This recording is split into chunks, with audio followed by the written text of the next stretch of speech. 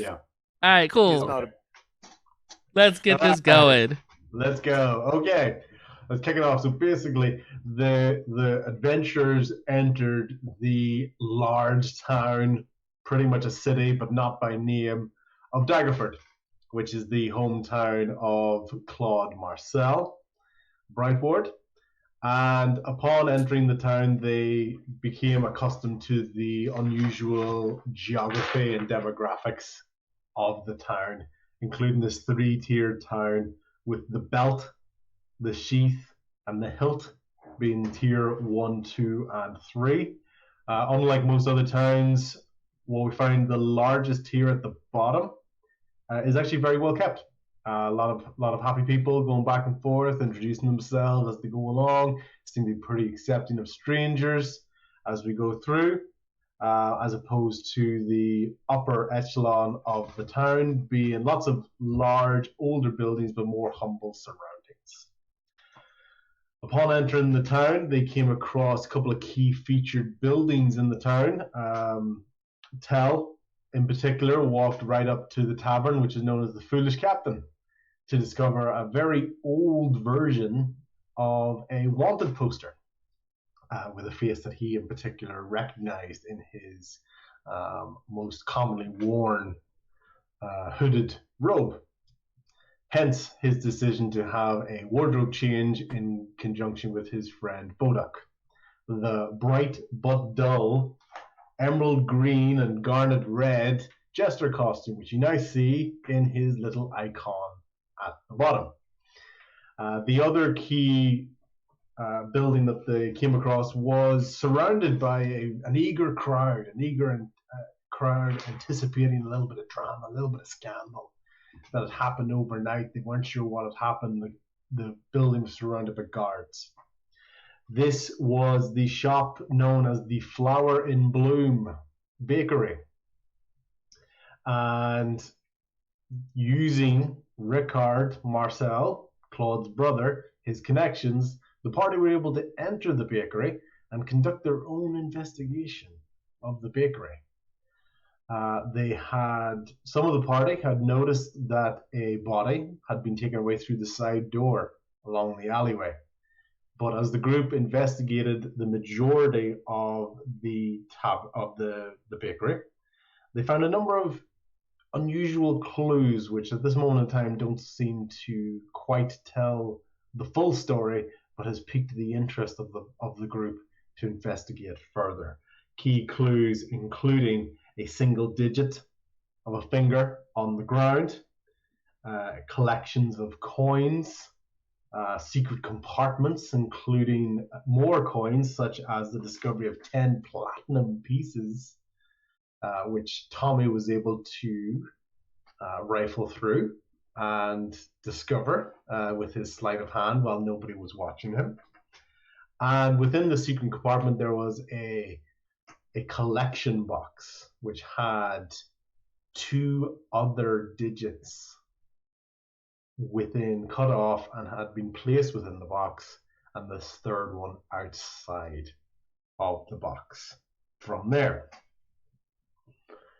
investigating further into the kitchen, they discovered a birthday cake for the one and only Kurdan True Storm. So it was True Storm's birthday.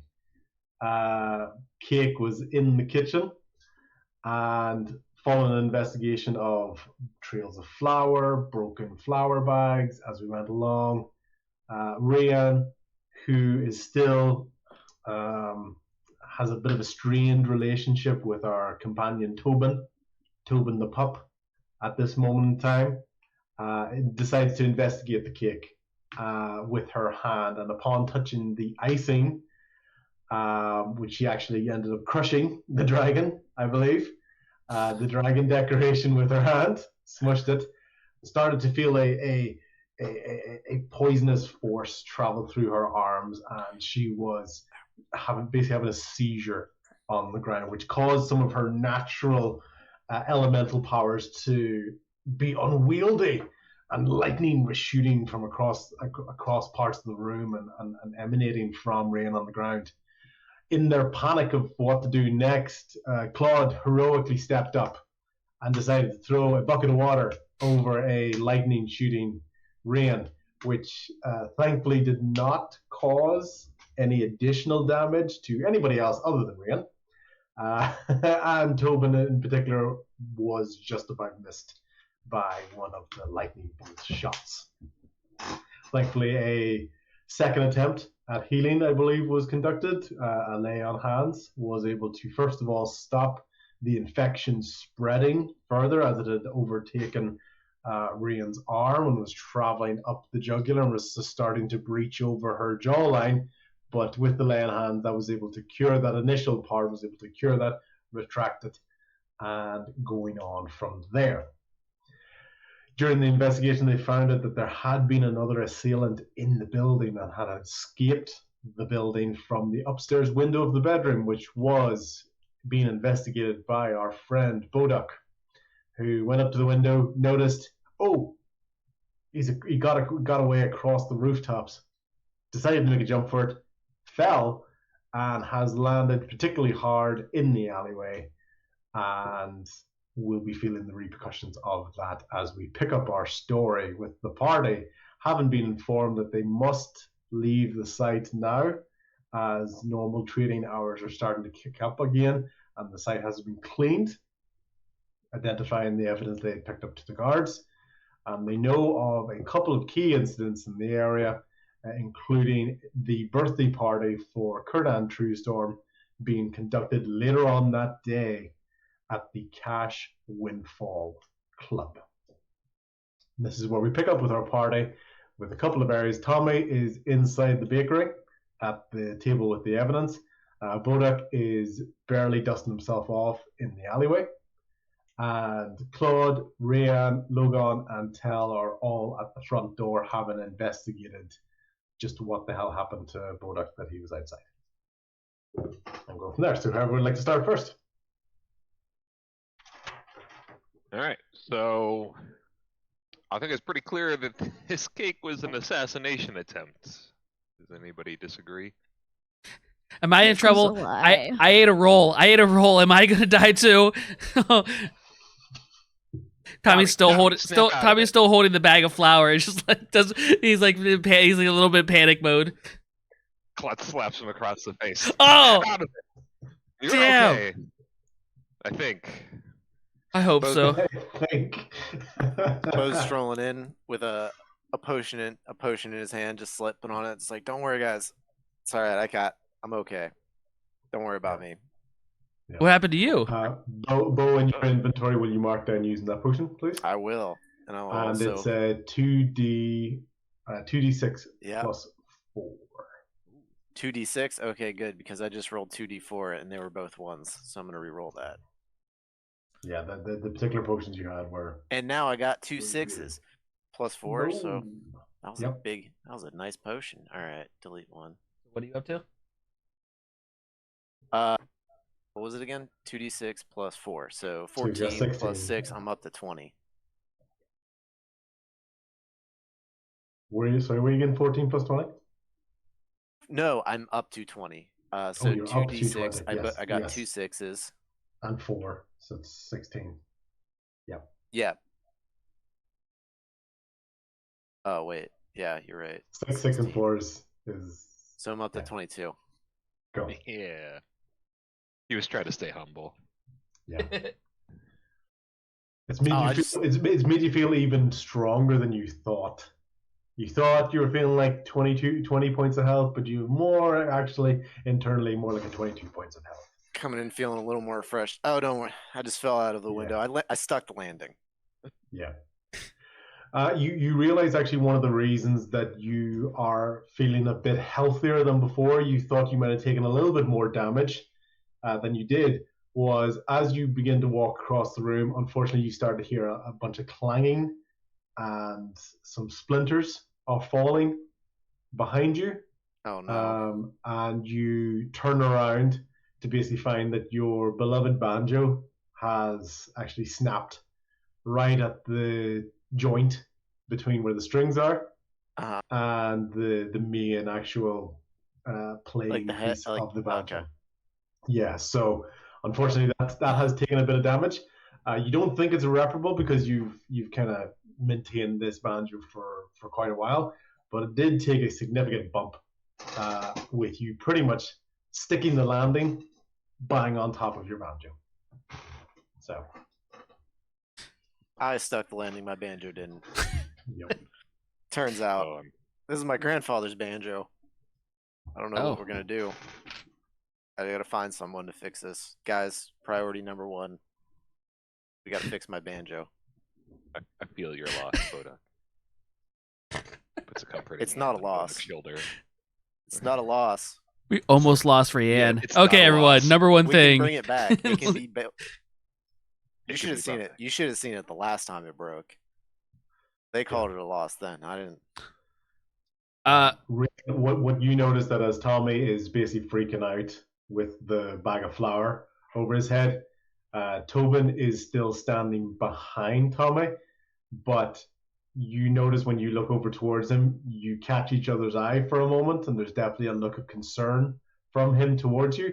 But then he kind of, once he realizes you're looking at him, he kind of shirks back away and looks away. But you can definitely tell there was a real moment of concern from him, but he's still kind of holding on to something.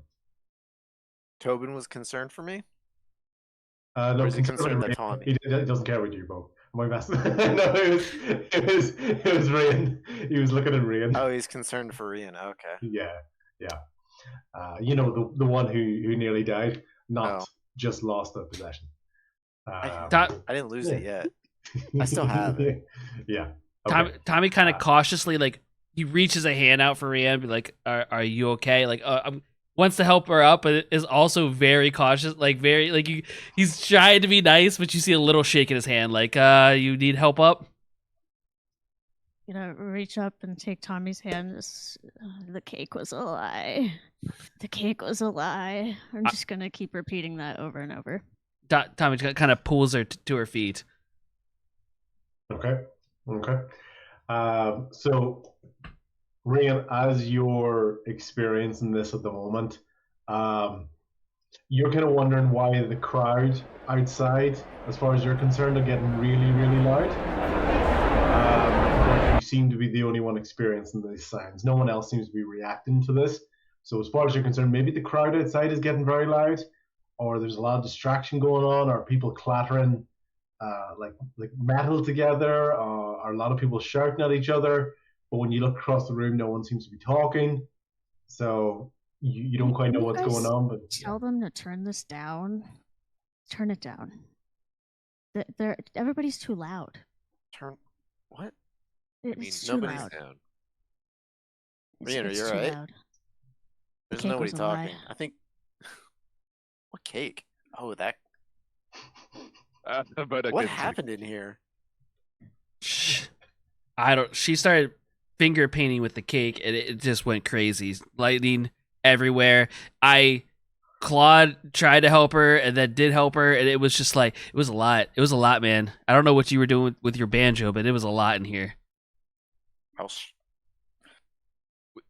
We believe that the cake was an assassination attempt on the warden of the land here. Oh shit! Ricard, attempted assassination for the birthday party tonight. You think they're gonna think? Wait. Ricard, with your connections, who do we go to with this information?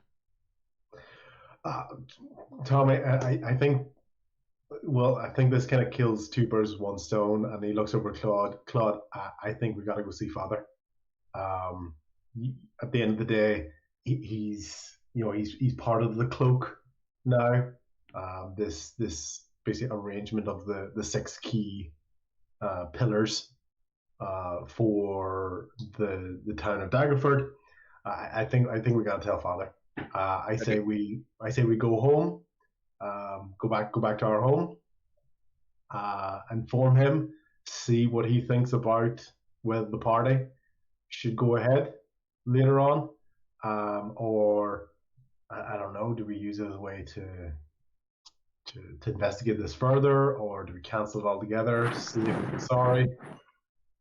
Just because this one failed, I don't think that means whoever is behind this is going to stop. So the sooner we act, the better.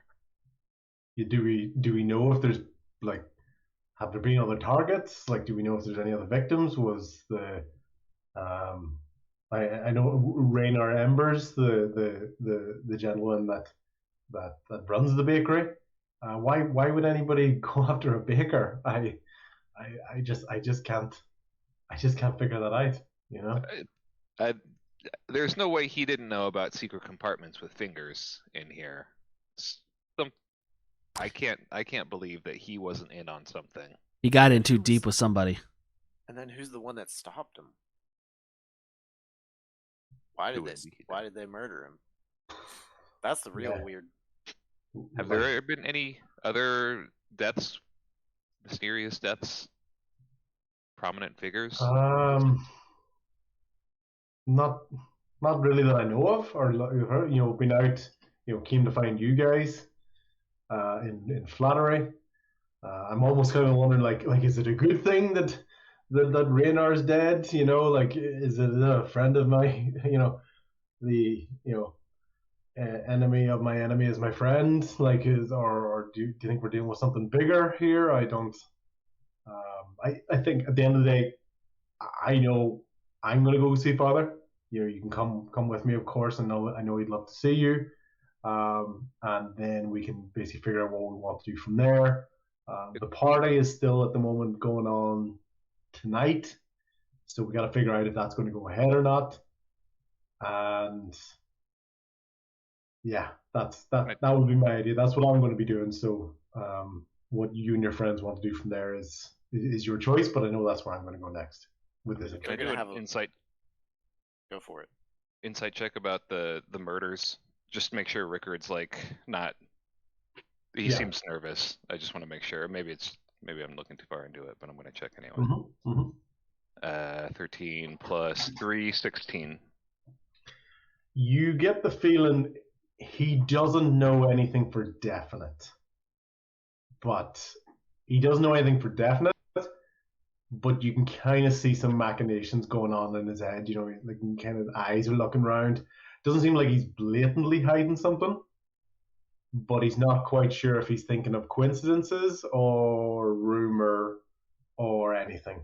So you get the feeling there's something else in his head, but he doesn't know if it's. It doesn't seem like it's a blatant intentional lie from him. He just doesn't know what to tell you. Yeah. So there's probably a lot of stuff going through his head. Probably one thing you do sort of figure out is that he doesn't seem that disturbed about there being a murder. So it's not like he's squeamish around blood. It's not like he's like he was whenever we were attacked. Yeah. Sorry, didn't mean to take away from. No. Good point. So I mean, if they did this, they try. I mean, if this is going to be an attempt on the land warden, True Storm, they're going to have a backup plan, right? Or has it been foiled? Either way, we got to. I mean, somebody's got to be there. I don't think this is going to stop them from making another attempt just because this one failed. I mean, I'd like to be there just for the show of it. Like it'd make a great story. Yeah. Right, well, I guess. I think we should go.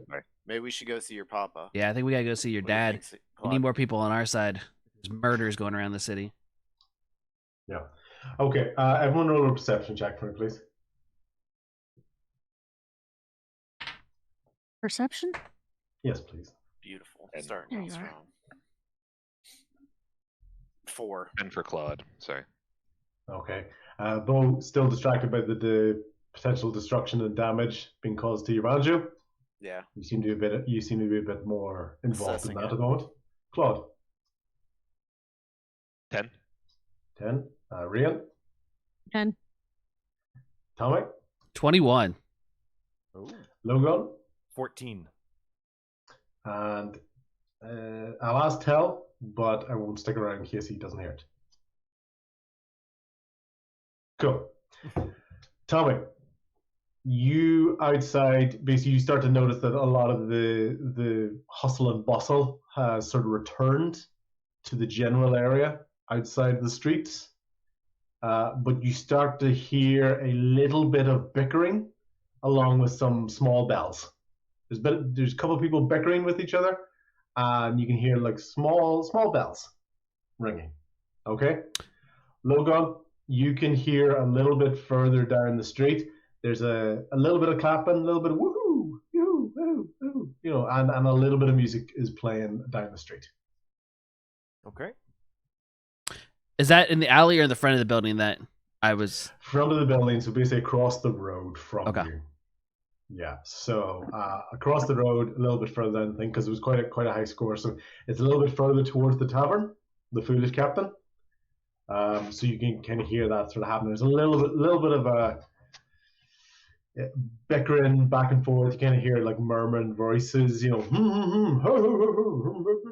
and then, but every so often, as this argument is getting more and more heated, you hear little bells, ding ding ding ding ding ding ding ding, as this is happening over and over again. Okay. So basically, the guard is coming out. He's basically escorting out of the building because, right, you know, thank you very much for, you know, your investigation is really going to help us going forward, but we got to secure the site now. I'm going to have to ask you to leave. Mr. Marcel, he's looking towards Rickard. You understand what position I'm in. I have to get the shop closed. We got to contain this as much as we can. We've been able to control the crowd enough outside. Would I be able to ask you to move you and your friends on from there? Rickard basically understands, absolutely, and he's going to walk out, but you can see he's looking back. He's basically gesturing for you guys to come out with him, but he's going to walk out. He's not going to wait for you. He's walking straight out into the street himself. Those following, banjo in hand. Hey, Rickard, do you know where I could find maybe a music shop, some type of a handyman, woodworker, anybody? Yeah, there's a couple of different options. Probably near our home, in the Sheath. So to you, that would be the middle tier of the town. You find some more craftsmen, some more specialist individuals, skillsmen, who probably will be able to help. I don't personally know where there's a music one, but I won't be surprised if there's going to be one there. The tier you're on at the moment, the belt of Daggerford, is more general supplies and sort of large volume custom, as opposed to the tier 2, the Sheath is more specialist crafts. Fantastic, yeah. More services. So yeah, so I think that's probably going to be what's a bit more relevant to you, and it's actually on the way. Hey guys, come on! What do you guys say? We can find a shop to fix my banjo on the way. Must really love that banjo. It's my grandfather's banjo. I thought I already emphasized that. This banjo is more important to me. We really need more noise. As we were obviously we were in the kitchen and we made our way back to the back of the bakery. Tommy picked up the bag of coins and the wooden coin that had been left on the table and specifically hand them to Claude and say, "Your dad might need these for more evidence," and specifically hands it to him. No sleight of hand, makes it very. Here you go, buddy. As we headed back out through. But Claude takes it. He doesn't suspect anything. Okay. He's trusting. He takes it. Okay, cool. So whoever's making their way out into the town square, Tommy, you know what you heard. Logan, you know what you heard. Nobody else knows really of that at the moment. They're sort of more distracted with being herded out of the shop. And Bo, Fluffy buddy, thank you for the resub. I appreciate it, buddy. With this focus, no alerts show up, but thank you. The banjo. So it's on the way, right? Yeah, it is the way. All right.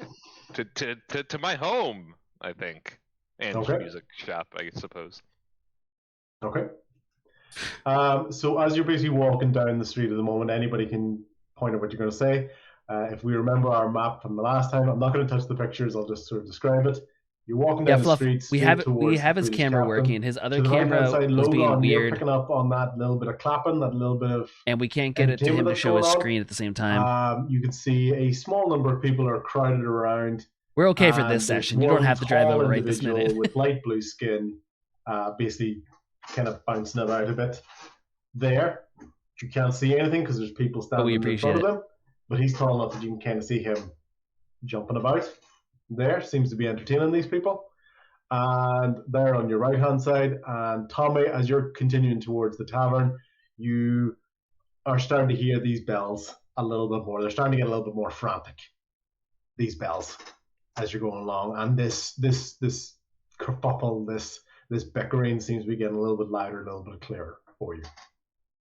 So I can't do it. Can I do a perception check to see if I see it specifically, or is it like a? So you don't need to, but the way you're traveling, you know it's getting louder because of where you're traveling. You can't see anything at the moment.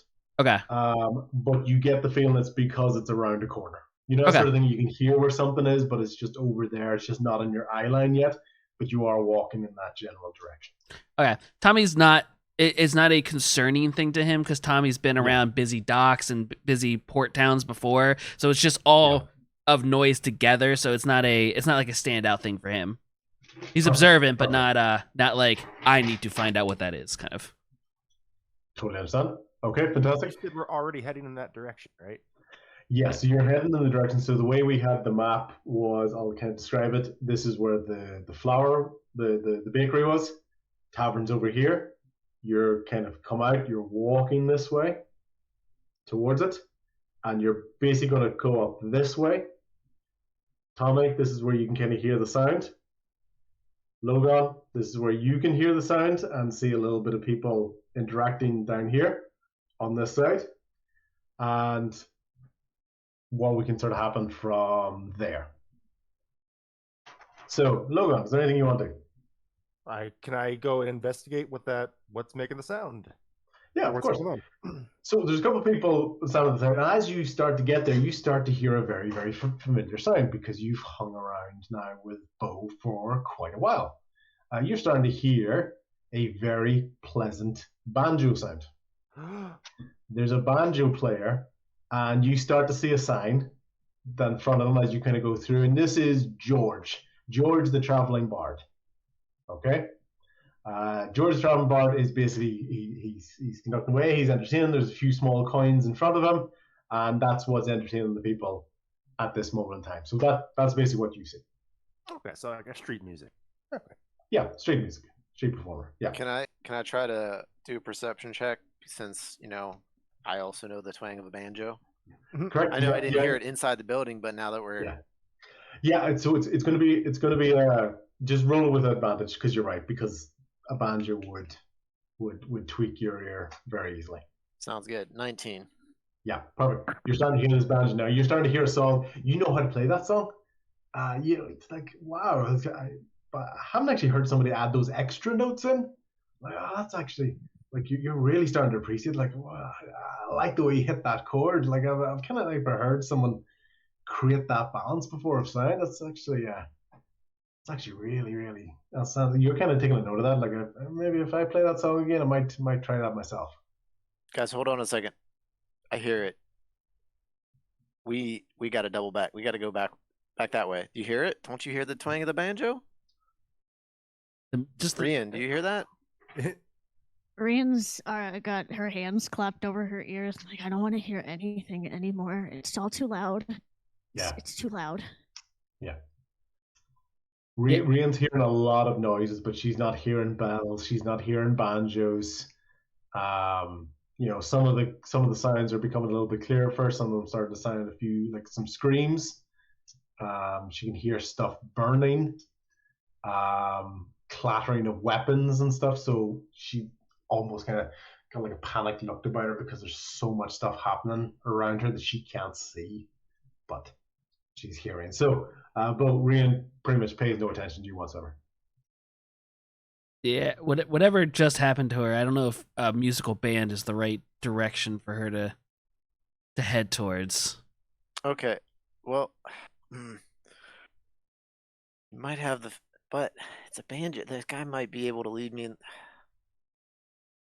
Might be able to fix my grandpa's banjo. Or I might be able to win a new banjo. Might be able to play. You know what I mean? Like, Well, Devil went down to Georgia. where? What? Yeah, I don't know. Maybe be able Devil went down to. to Daggerford. Might be a little competitive spirit in me. I might be able to outplay him for that banjo. What do you guys think? Wow, you think George, the banjo player, might have the ability to make a deal? I don't Yeah, know. I'd like to see that. You want it? You want to go over there with me, Logan? We can go I'll check it go out. with you. Yeah. Dude, Rhian, you don't seem up for it. You might want to see. You might need a drink. You look like you need a drink. Might need 10. just gonna go. real quick, did Radish's camera freeze for anybody else again? Yes, with his. It's not a With- nice big with- smile. With the smile on, it's Smile. such a genuine smile. But the longer it stays there, the creepier the smile gets. If you just keep staring at it, it's so funny. It's such a nice, must be- genuine, like good yeah. picture smile. But then when you stare at it longer and longer, it's like Yeah. it's like evil Yes. intention Step smile. into my trap. Yes, exactly. Yes. It's perfect. All right, Okay. I'm gonna. Expect the banjo. Yeah, I'm gonna head. I'm gonna head in that direction. Okay. I'm gonna go with him. Right. So we have Logan and Bo at the very least going over towards the crowd of the I'm gonna banjo let player. Rickard know too that I'm heading over Yep. there. I don't know. Rickard's kind of out in front, so Rickard's really not sort of paying attention to you. He's almost sort of making a brisk walk towards his side. He knows what he's doing, so he's away. Well, that's rude. Claude, how much further is your dad's place from here? From this main hub? About a stone's throw. I don't know. Well, yeah. I'll ask whatever- you, but whatever- like through Radish. Yeah, that's good. Yeah, Claude. Yeah, Claude. You tell me how far it is away. I don't know. Yeah, come on. You got this. All right. So go forward 3 blocks, take a left, then a right. Okay, you're gonna go around the plaza, head north as the crow flies, and it's the mansion on the right. Mansion on the right. All right, Logan, you got that? Yeah. It's got our family crest. Tommy, you also basically figure out while Claude's giving the directions is that Rickard's probably walking in that direction. So if you wanted to know where he's going, Rickard's probably the way to go. I was more of trying to, for the guys that are peeling off for the George event, for them to be able to meet back up with us, because Tommy's still heading the direction with Rickard and everything. So I'll show them the family crest so they can ask a guard if they get lost. The guard will be like, "Oh, I know where that is," and point them in the right direction because Excellent. Claude is not directionally. I actually have a picture. Of the emblem, but for this sake, you remember the way it looks because Rickard had it on a banner when he met you guys. That was the banner you saw coming from quite a while. Yes. Yep. So that is the Marcel Merchantry. Is what you know his. Crip, thank you very much for the raid, buddy. Sorry I didn't recognize that. I don't have any alerts on, but I appreciate it. Welcome in, man. Welcome in for some D&D, everybody. Claude's pretty confident that he gave clear directions, clear as day. It all makes sense in his head. Perfect sense. Yeah. The way anybody does when they're describing home. Yeah. Okay. So Rhian is pretty distracted at the moment. I'm good, buddy. So, Thank you. Rhian, probably who do you think you're following the most? Like you're sort of almost sort of sensory overload at the moment. So you're probably just picking almost like a set of boots. Like you're keeping your head down. There's a set of boots of somebody. Who do you think you're sort of sticking close to? Do I happen to see Tobin on the ground following anybody? Tobin's still close to Tommy at the moment. Just following the dog and Okay, trudging. following with- the dog. Perfect. Cool. Tommy, then that's you sort of making the decision for you, Tobin and Rhian at the moment. Yeah. What do you want to do? I'm still definitely following. Well, trying to catch back up to Ricard now. Is it Okay. Ricard or Regard? Ricard, right? Ricard. Yeah, with a C. Yeah. Regard him as Ricard. Yeah, so I kind of like as they're kind of peeling off, I do like a quick stop just to ask that question to Claude, and then turn. Once I see that he's given directions of stuff, I'm heading back in the direction that I know Ricard was going. Okay. Cool. As you go back that way, you do notice that those bells and things that you're hearing, and you're starting to hear a bit more of an argument going. He goes, "No, I'm second. You're third.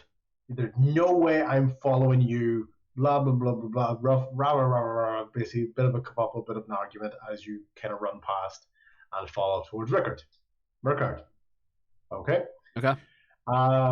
Tell we're going to say is with Bo and Logan at the moment, because Bo and Tell basically seem to be the current tandem that we're going to work with. He's my new assistant. Yeah, your assistant. Okay, Claude, which way are you going? I'm headed with my brother in the group. Headed with your brother. Yeah. Okay. I feel like this is an important matter we need to discuss. Cool. As you're going across that way, you are also starting to hear bells and arguments and stuff. But as you're sort of walking by and walking along, that's absolutely fine. What you do also notice as well is to your right, to the other side of the tavern, with your very much focus on justice and what's right and what's wrong and people being in danger, somebody panicking, right? You hear somebody panicking, let me go, what, no, I almost got away, no, come on, no. And you turn around and you see someone basically with two guards either side, one guard either side of them, pretty much being held up underneath the armpit and being kind of dragged away, their feet at the bottom. Their feet are dripping, there's a trail of water basically behind them, as they're being dragged off the other side of the tavern. So if the tavern was over here, Ricard, Tommy, Rhian, and Tobin are going off this way, and you see somebody being dragged off this way. Okay? Claude feels the sudden urge to insert himself into this situation. Okay. Gross. Claude, so obviously I'll take that there. But what does Claude actually want to do? Is he going to follow Ricard, or is he going to investigate that? You know your way home. Yeah, I'm not worried about getting lost. Just realistically, can I do an insight check to see if this person sounds like they're telling the truth, or is it just somebody trying to weasel their way out of a? Of course, yeah, of course. Out of a predicament.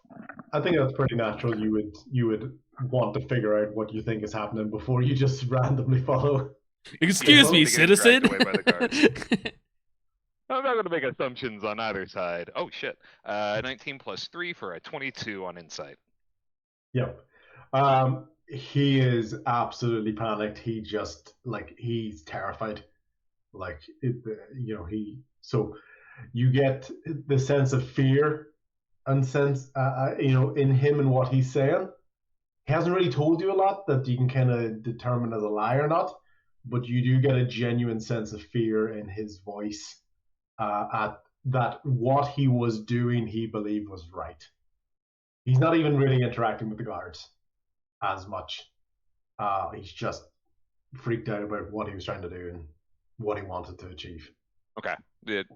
Claude kind of just gets distracted all of a sudden by the panic sounds of this citizen, and walks over and hails the guards. Do I have anything that do I have an emblem or something that distinguishes me as part of the house, so these guards don't just think I'm a random citizen?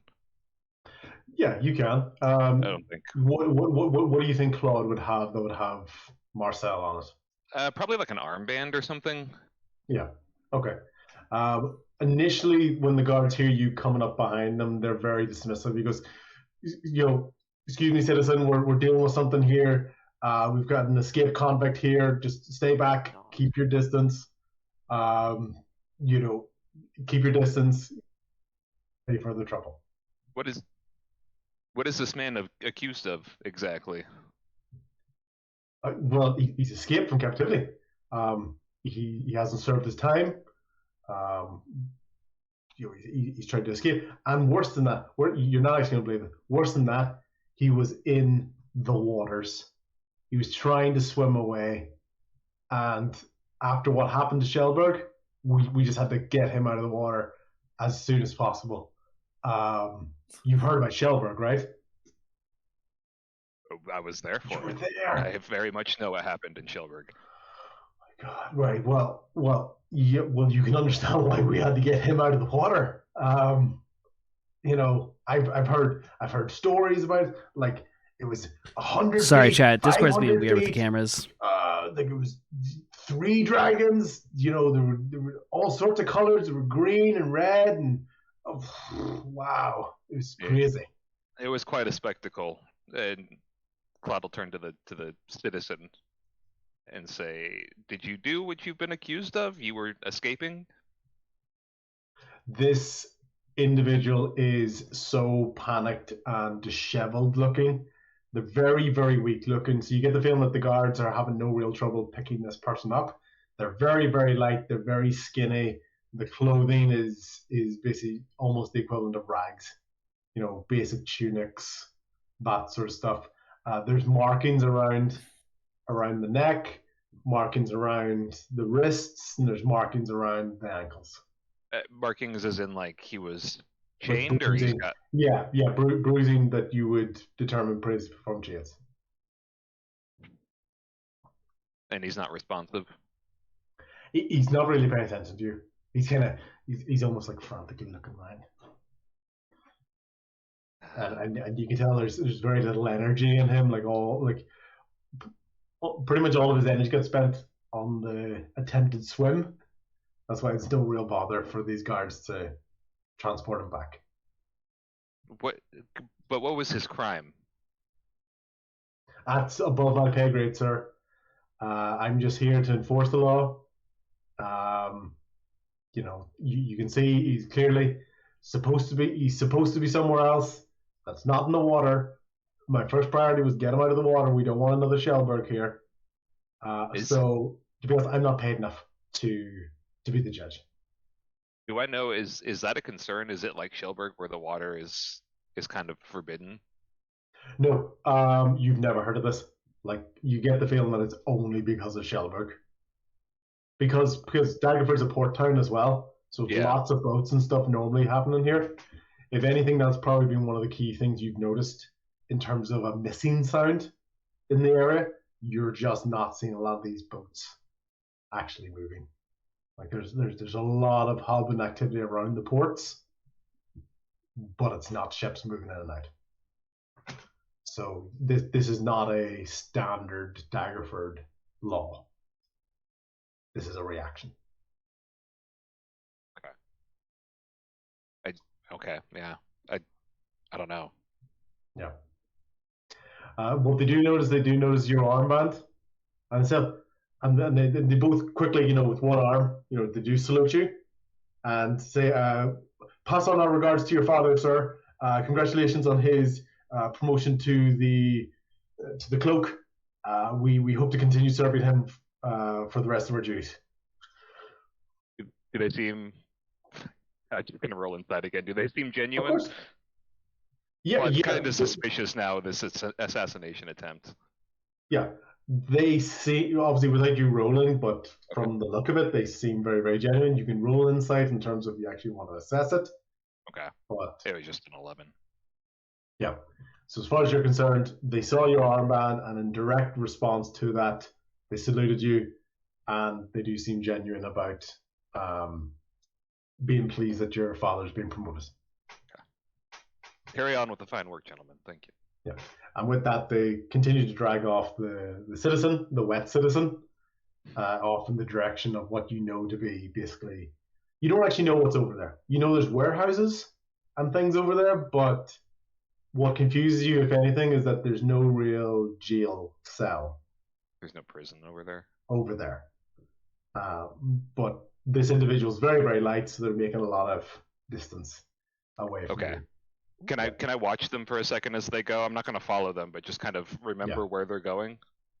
Yeah, so you know where the tavern is, and they're going down that way. So if I was to give Claude type directions, it looks like they're going to take a right and then a left and then a plaza and then a north. That's a curve. Yeah, whichever. So they're going towards an area that's more known for warehousing, close to the ports. So this area to the, let's call it the north of the tavern, is almost where you'd start entering the tier 2 district. This area to the south is more towards the ports. Okay. He had markings around his neck, his ankles, and his feet. Yeah. Okay. All right. You do know there is a jail, and there are jails and there are prisons. You know, it is a large town after all, so there is a need for law enforcement. Maybe they're taking a long way around. You know, because it is sort of more to the far side of the belt of this layer, so they could be going in that direction. But your first assumption is that if somebody's walking that way, they'd probably be going to the ports. Okay. Claude's going to follow them. Claude's just going to follow at a distance. Okay. He'll catch up. Perfect. Cool. Let's go with Bo and Logan. Bo and Logan, you've appeared at the sign, and there's a large light blue tiefling character jamming away on a particularly fancy-looking instrument. So there is a blue tiefling character who has a particularly fancy-looking instrument, almost like a type of. It looks very similar to a banjo, but Chad, I won't be able to show this almost picture right more now, but I'll complex. make sure I include it in my Yeah, YouTube I'm video.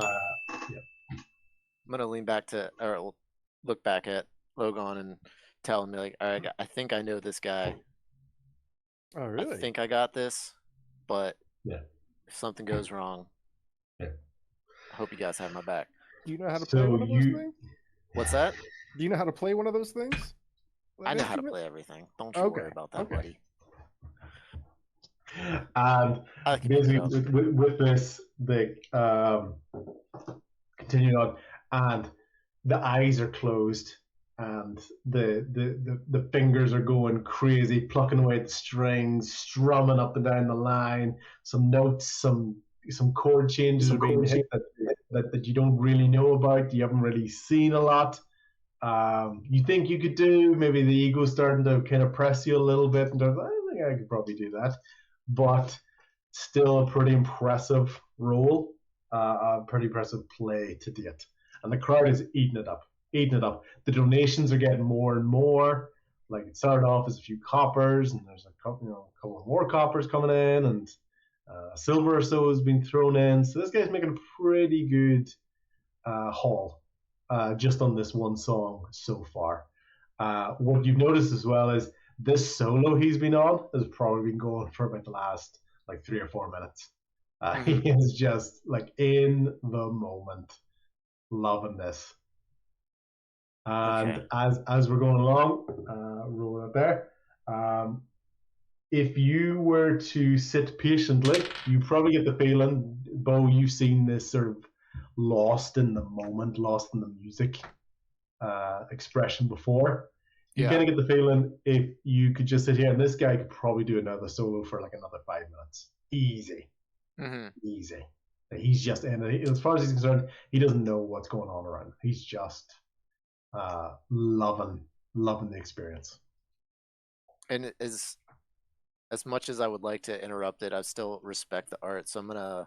Yeah. I think I'm gonna let him finish. You're gonna let him finish? That's absolutely fine. Okay. Cool. So this continues on, and when you get to the like at different points, like this musical, it's a roller coaster. It is.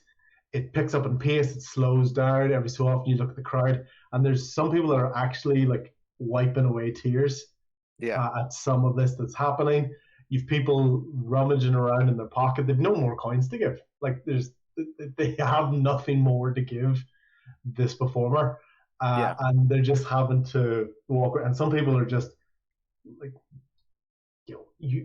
if you could see somebody's breath being taken away, not figuratively, like literally being taken away. There's people that are having to remind themselves to breathe. There's other people having to remind themselves to blink. It's just stunning. and there are so many compliments coming in for this performer, and you just constantly hear with, he is probably the best I've ever heard, like unrivaled. Like I don't think I want to hear music anymore. Like it's just this is it. Have I really peaked hearing music? And there's so many of these compliments, and they're just like life changing. People are walking away after this. They don't know what to do with the rest of their day. Like they're just stunned. And finally, with a blink, comes out of this almost mini trance that he was in as he finishes his song, and all you hear is just this last flail of the hands going across the notes, and takes a little bow and composes himself. Just sits down on the ground, composes himself. As he's finishing, I'm gonna try. So taking note of the performance that he did, I'm going to push through the crowd with my my flute, my pan flute, and I'm going to start I'm going to try to continue on like with his performance, kind of like play off of it and continue in the same style, but now with a pan flute. So was it more? Was it an upbeat? How was it? Was it? You said it was a roller coaster, so it was a roller coaster. Yeah. So at what point in the roller coaster did you join into the song? Did you get it at a high moment? Did you get it at a somber moment? Well, you said that it was probably going on for 3 or 4 minutes before that. Yeah. So I probably only came in, I don't know, probably midway, huh? Yeah. Okay. Cool. So So you want to join into the performance? I'm at least gonna I'm gonna make myself known. After hearing the performance and listening to it, I know that this is almost a masterpiece, and I don't know. I'm just gonna try to step in and see what I can, where I can be. Yeah, perfect, cool. Have you got an inspiration die from the last time? No. Well, you do now. So, because this is what Bo's here to do. Bo's got a performance. Roll for a performance check. That would be a 19. Yeah, so what catches George the Bard off guard is this almost seamless integration of a flute harmony in with his in with his things, and you find yourselves back and forth jamming. Basically, you'd hit some notes, he'd hit some notes, you'd hit some notes, he'd hit some notes to change it up again, and you're matching with him back and forth. Okay, so going back and forth, he's meeting you every step of the way. Can you give me another performance check? Of course. That is going to be a 25. Yeah. And as he starts to hit notes and changing paces and sort of 3 beat, 4 beat, 5 beat, all of a sudden you're hitting like 6 beat, 8 beat. The changes, some of the changes and the tones and the story you're able to tell with this is just is really sparking this guy's interest. You can tell him almost like, if anything, there's a little bit of confused look because he's wondering, is it the guy or is it the flute that's doing this? Like, so he's kind of wondering, he's kind of had people come up to him before, and he's like, okay, what's this guy's play? Like, is he? And you see him every so often look down at the money in the hat or the scarf that he has down below. So he's sort of wondering, like, are you making a play towards his money? Like, are you taking away from the attention that he has? And from there, he basically just hits a couple more notes and then decides to kind of give up to you to, in the eternal musician language, unspoken word of, you get to hit the final notes, my friend. Okay. Yeah. So with your 25, you hit all the notes that you want, and you bring your performance to an end. And the crowd are going absolutely nuts.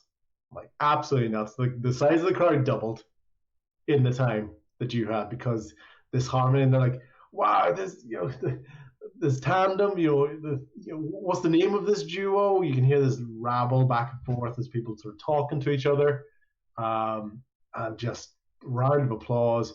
More money is coming in towards George's cap, Yeah. and people are starting to disperse naturally as the song finishes. Of course, I'm going to give a big bow, a nice bow, and introduce George the Bard. Be like, thank you, everybody. That was George the Bard, all George. This is performance by him. And please pass on my regards to my partner here, famously known as Bo. Of course, Bo. Bo. And just goes, and then as the people sort of dissipate, and he just sort of takes a seat and says, well, it's not often I come across someone who has immense talent. That's a fine instrument that you have there, and you can tell he's really sort of looking at this flute. Thanks, thank you. This is actually my mother's flute. I come from my family. They were always all very instrumentally profound, and that's where I learned it all. It's actually not even the instrument I'm most capable with. I have this banjo here. As you can see, it's not in quite its most pristine form, but and your performance was exemplary. Ooh, right back at you, my new friend. I thankfully I've made a deal, and you can see him. He goes to take 5-6 silver pieces that are in the cap, and he goes, I'd like to give this to you because I think that's fair for your performance. Would you accept this payment for today, for your share of today's entertainment? Oh no, that was your hard-earned money. I just found an opportunity to step in and just enjoy the jam, the performance. Seemed like it could have just as you know, us performers, we very often have to deal with, it's good exposure, people trying not to pay us for our performances. So how about a small wager, my friend? A wager? A wager. So we have the entire contents of this cap of cash. Yeah. Which I believe, if I look at it quickly, probably equals probably good 8-9 gold altogether with our pieces. But how about we also play the classic case of Maestro Jewel, where if I win, I get your flute. My mother's flute. Your mother's flute. Because I think it's an exemplary piece of equipment. If you win, then put your instrument on the line? Exactly. That's the classic rules of the Maestro Jewel.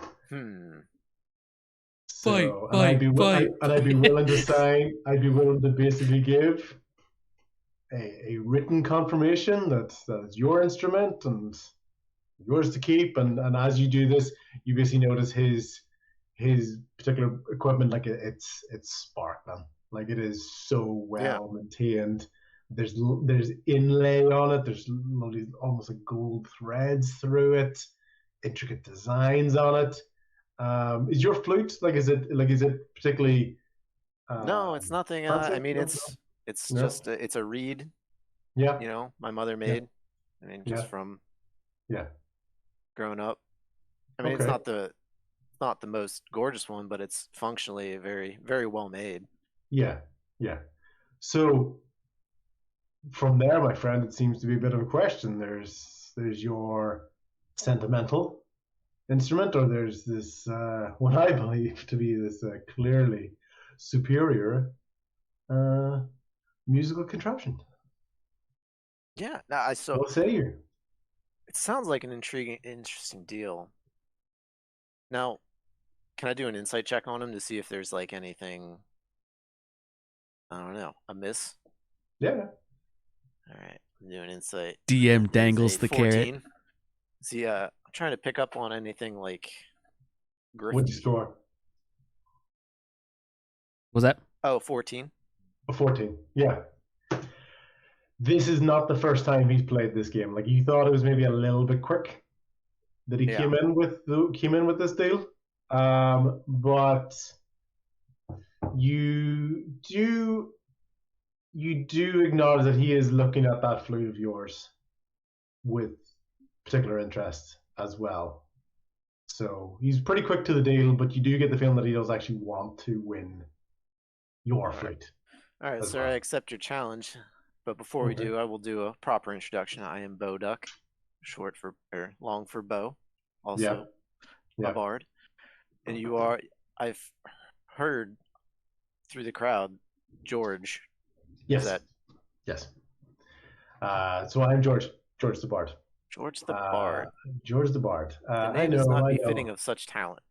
Thank you. I find my original name of George the Magnificent. It didn't really attract me many gigs. Yeah. So A little pompous. Oh, well, that's unfortunately not the first time I've heard that. But okay. Trash talking. Okay, right. I thought okay. But it is fitting of your talent. That's on. I mean, it might not come off right in paper, but Yeah. Okay. sorry, I like to speak my mind. It kind of popped out. I didn't mean Yeah, to no, insult you. it's okay. I don't really do well with rejection. Yeah. So sorry, it just brought up All right, so we. a lot of stuff. Well, I apologize. I didn't mean to hit such a hard note. Okay. Do you mind if I have a moment to kind of? Of course, compose yourself. Me. I was playing the mental games. Yeah. Okay. Yeah. Okay. Right. So we have the terms. How are we going to judge who wins? Is it I think whoever can draw the biggest crowd? Because we've already bled them dry. Yeah. So to speak. I think it's one of those ones where we could decide amongst each other. We could get an audience of our peers. No, I'd love to do that. An honest, interpretation of who won between the two of us. Okay. Okay. Do you want to stay here? Do you want to do it in the tavern? What do you think? No time like the present, or would you like a grander stage? Well, might be a little easier if we did. Yeah, let's go to a new venue, tavern. Let's see if we can shrum up some business there. Okay. Basically, what you find is you make your way towards town. George, like the moment you said, "Let's go to the tavern," he'd already started to walk away. He scooped up all the coins and he was like, bang, right the way in there. Okay. When you walk into the tavern, everybody goes, George! Like, this is home field advantage for George. Like, he is known in here. Like, he's just walked in and he's like, and we have a new challenger. Great. A brand new maestro, and the crowd is going, George. And he's decided to go for the crowd appeal as our decision of winner. And the place is going crazy. And it's like, and our reigning champion, George. And the place goes nuts, absolutely insane. And the challenger, Bo.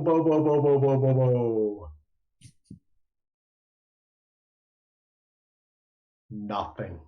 Nothing. A barman dropped a glass, and that got more of a reaction. Everyone went, whoa, the glass dropping. Nothing. Nothing for you whatsoever. That's fine. It hurts even more that Logan and Telemus also booed you for some reason. I'm just kidding. Completely joking. This solitary. I'm gonna take the stage then. Okay, cool. As our challenger, you get to pick the first tune. You get to start us off. Hit us up. So there's basically, we're going to go for a joyful sound, a melancholy sound, and a freestyle. Something Joyful, melancholy, and a freestyle. Yeah, something that tells the tale of where you've been and how you've got to this day. From the back of the tavern, play Freebird. A classic. Yep. And it also tells the tale of sort of where I've been. Where you've been. Logan, while you're here at the moment, you can assist Bo's performance and Tell, as your assistant, brightly but dully dressed in his beautiful gear, is assisting your performance. Because he's stuck with you during this time, so he's actually going to be able to support your scores. So, Tell being there, basically he's going to add a 3 to every score that you have. Okay? Okay.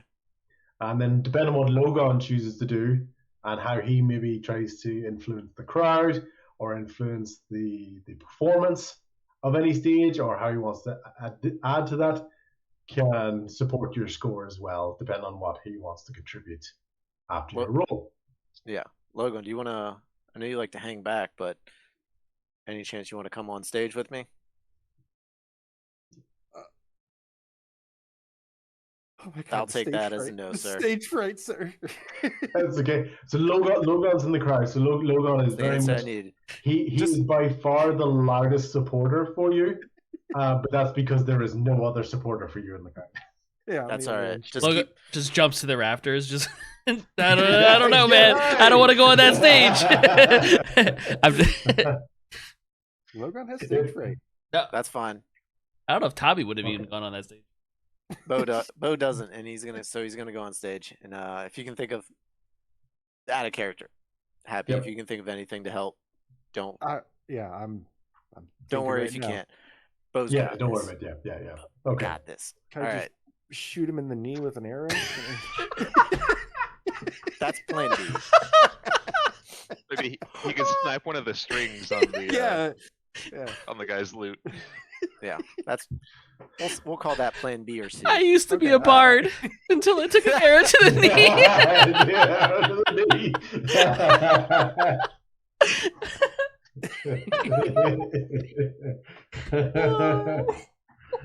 All right, so I'm gonna start my performance slow because you said first one was melancholy, right? Yeah. Okay. So melancholy, joyful, and then the story of where you've been and how you've got here. Mm-hmm. Okay. So So give me a performance check. Yeah. Oh fuck. That is an 8 plus the 3 from Tell.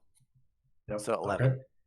Okay. And you've got your inspiration die if you want to use it as well. I'm gonna use. Oh yeah, that's right. Thank you. That's a D6. Yep. Yeah, I'm gonna use that right now. I don't want to start out bad. So that is a 14. Okay. And Logan, how do we assist a melancholy sound? Oh.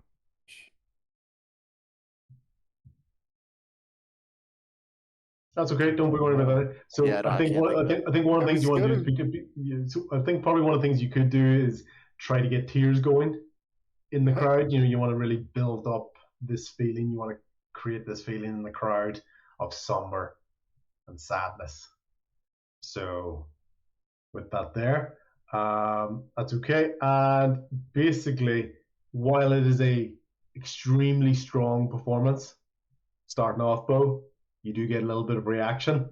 The hometown favorite from here. They're just eating up everything that George has to say, and he has several people in tears. So he basically takes the first round. So the place goes crazy. So in what as you know, obviously, the master duelist, you know his best out of 3. So it's 1-0 at the moment to George the Bard. All right. Okay. This time, however, this time though, George has to do a happy song. Mm-hmm. Okay. But his melancholy sound was so profound that he hasn't been able to lift a single smile on the crowd. Oh no. Okay. So his performance, while technically very, very astute, doesn't seem to have garnered the reaction that you would have expected. So can you give me a performance check for your joyful sound? So for this, I'm also going to actually. So I was playing with my pan flute on the first one. Yeah. I'm going to switch it up this time and add a. So instead of my flute, I'm going to switch to the drum that I have. Excellent. I have a hand drum, so that way I'm also able to put in uplifting lyrics too, like a funny story. Perfect. Okay. Give us a roll. Yeah. So that is a 24.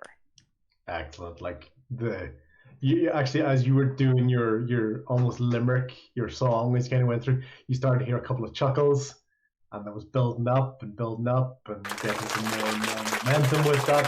And by the end of it, people are just hysterically laughing. There's something stop. Okay, you went woo, boo. So you clearly take round two. Okay? And now this is going to be back and forth. It's 1-1. Performance off. All of the musical notes are there, ready to go. The story of how you came to be. Okay. Now at this time, I'm going to cast Mage Hand to play my drum, and I'm also going to play my pan flute. Excellent. Fantastic. Describe the way Tell is dancing. How is Tell basically at the moment is almost kind of like miming your life story as it goes along. So things like you being on the swamp trails and playing along, and he's ringing along, and his little bells on the end of his hats, which don't ring that well anymore, because they were starting to get annoying for everybody in the last. In the yeah, he's really hamming it up. He's really taken to the bow cosplay, to heart, and he's really and you can tell he's really trying his best here. You know, it's not his natural sort of state, but he knows the importance to you of this instrument, so that's why he's kind of giving it all that he's got. One of his eyes, he's been rubbing at it, like you can tell he was crying as all, like he's just been rubbing away at one of his eyes, almost like one of his eyes got injured, like he's rubbing at his eye that much that it almost seems like it's sore, but he's just still giving it everything that he's got with that. Okay, all right, so you've got your mage hand, you've got your flute, you've got your artist here at the same time. What do you roll? What do I roll? That is 14 plus 6, so 20. And then whatever additions you want to add for. So Tell was another 3, so 23 so on that. Okay. And if someone was listening to George play, and they were like, if I was to pick a number of how I would describe, how I'd rate this, I'd say it was probably a 21. It's that good, but it's just not good enough for Bo, as he tells the story of how he came from the swamp and he survived the attack on Shellberg, and he is going through a murder investigation at the moment, and he found a dog, and there was so many mimics. He told the story of Flattery, the mimic town, and everybody is cracking up laughing as you end the punchline with being bitten by a sign that dropped on you, and you finish the performance by pulling down your trousers like to show where the mimic bit you on the backside, and you're like, oh my god, the place is going crazy. And George just gives you a really, really super impressive clap, and just he holds up your arm as well, like, wow, and our new champion, whoa, whoa, whoa, whoa, whoa, whoa, whoa, whoa, whoa. It's fine with me. Yeah, He's gonna ham it up. He's big bow, taking Tell's Nice. hand, like doing a double bow together. The mage hand is also gonna do a little Oh, beautiful flurry. Yes, of course. as it disappears.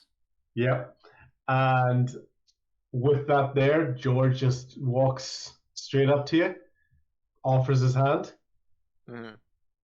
just as would you want to shake his hand? Oh yeah, I'm gonna So take it. offers his hand, shakes his hand, and just graciously looks at this beautiful lute and just goes, oh, the journey we've been on together. And he basically gives it a kiss, goes, but fair is fair, and you have a beautiful lute now to go with your flute and your banjo. And George just makes his way into the crowd and just kind of gives people high fives and all as they go around. Yeah, I'm gonna try. I'm gonna try to catch back up to George. Yeah. Wanna... Okay. Well, yeah. So he's basically just going through the crowd, so you can get up behind him quite easily. Yeah. I'm gonna tell him like out of a show of respect, I'm gonna give him my drum. Now it's no special drum. Yeah, it's just yeah, it's a hand drum. It's not your cousin's drum. But I'm gonna tell him, hey, this is my cousin's drum. Yeah. Wow. That's amazing. This is amazing. Thank you. Yeah, you're welcome, George. I'm sure you have. Hello, performance. Yeah, I got instruments coming out, but it's more everywhere. But yeah, it's more of the memory, right? It is. It's like I think any other day, I think I would have got most people with that performance at the end. Like, did you like the way I changed up? Oh yeah, it was, the tone and all. I was like, I knew you'd appreciate that. It was tremendous. But yeah, it's just. I think all I can hope for is to hopefully see you down the road and maybe get a rematch with you one day. Maybe. Yeah, and just go from there, and that'd be pretty incredible. It would be. We'll put on another show. Hopefully, maybe we can do it in my hometown tavern. Oh, looking forward to it. But where is your hometown, by the way? That's a good question. And you say it, and that's fine. Because I also, at the moment, can't recall. So that's fine. So yeah, so you give it the information, and you say, you know what, down the line. See you down the line. So I think I got some drinks waiting for me. Got a pretty good haul there out in the streets, so I think I'm gonna go live it up, and I'll see you down the road, kid. See ya. Yep. Farewell, George. Yeah. And go from there. Basically, as you're leaving the bar, you turn around one more time to where George is, but you can't see George anymore. Awesome. George is nowhere to be seen. Very ominous. Yeah. And going from there. Okay, cool. So we've got that. Claude has been watching the guards. Tommy has basically caught up with Rickard, and he's got Rhian behind and Tobin nearby, and you're basically making your way. So you know that the way Rickard went, he took a left, then he took a right, and then he came up to a plaza, and then you figured out where north is based on how the crow flies, and he's going straight there, and it was on the right hand side. So, what you notice that Claude called it a mansion, it's a good size house. Not quite sure anybody would call it a mansion, but it was definitely a good size house from the outside. And as you walk in, basically it's it's a nicely furnished building. There's good colors in the drapes that are around the area. You could say you could probably do a little bit of a more regular clean, a little bit more regular dusting, maybe some updating of some of the furnishings around the area. But it's a nice property. So we walked up inside with regard, or was he already? Yeah. Okay. Yeah. So you basically caught up to him and we're along the way. If there's anything you want to ask for a card, basically just imagine that you asked it along the way. That's fine. But that's ultimately where you're going. Tommy's just like, pretty nice place you have here. And without even like thinking of doing, he's very much clocking anything shiny he sees around. It's just a natural instinct for him to just like, check out this place. Yeah. So what you're probably seeing in terms of most valuable stuff would be like vases and ornamental items that you can just tell have a lot of different geography to them. Almost the equivalent of almost a bit of a collector. You know, there's some different cultural items on different sort of stands and in little alcoves around the area.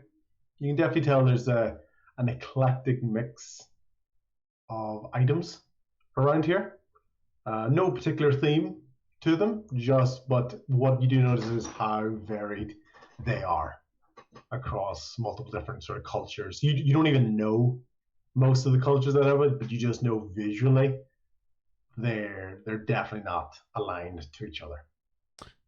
Tommy, as he's kind of like checking the things and like kind of interacting with them lightly and just touching. So, who all you living with here? Ricard. I don't know why I say Ricard all the time. Ricard. That's okay. Yep. It's just myself and my father here. Unfortunately, Claude and I's mother is no longer with us. Sorry to hear that. Yeah, and has been gone for quite a while.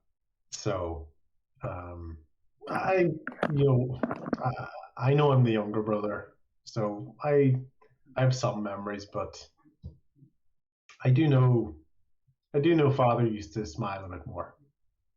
There used to be a bit more joy in his life. But you can kind of tell we try our best to keep this place. She's basically the one that did the design for it. Obviously, father contributed financially, but you don't really expect him to be much of a decorator of sorts. So a lot of the pieces, the decorations is her input. The ornaments around here, they're father's from his travels and from business partnerships that he's picked up over the years. So that's I think he likes to keep them almost kind of as a bit of a symbol of what he's achieved, while also being unable to sort of truly acknowledge the losses that he's had. So Rhian really wants to change the subject because okay. she's like feeling all of the grief and talking about lost family. So she asks Ricard, like, do you have any dragonborn spirits? I need something really strong for a drink. Yeah, actually, see if you look over at that stand over there, and what you do notice on one of the stands is like a dragonborn sort of ornamental like headpiece is on top of one of the stands. And what you'll notice, see that little indent on the side, just press that, and what basically opens up is like a bit of a drinks cabinet. So you actually get to see as well that each of these stands has this indent. So there's basically different cultural drinks aligned with each of these different cultural pieces.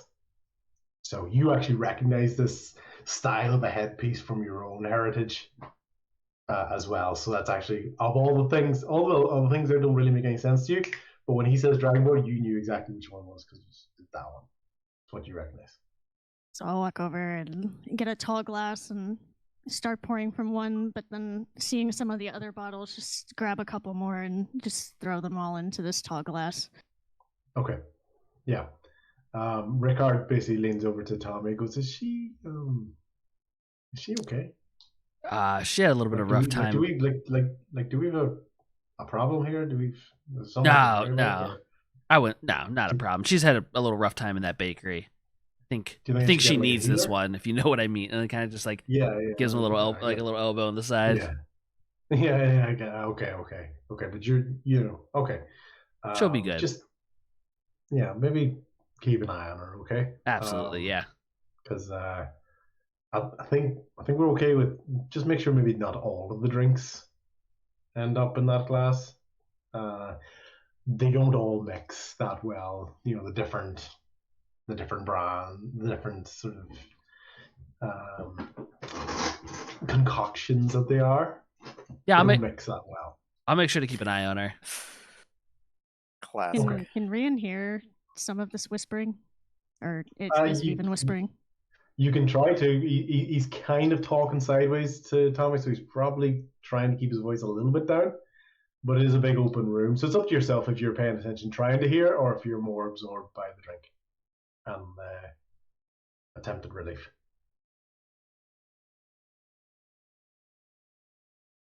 If you want, you can just roll a perception check if you want. Sure. Maybe I'll just end up. Yeah. Okay, it's a 14. Yeah, you get the gist of it. You can definitely tell it's a reaction to what you're saying. You're maybe not necessarily getting it word for word, but the fact that his voice is attempted to be a little bit hush, and he's speaking to Tommy, and you're doing this. You're able to you can't put 2 and 2 together to get 5, but you're at least going in the right direction. I'm getting a little, at least, defensive and just feeling the kind of energy shift behind me.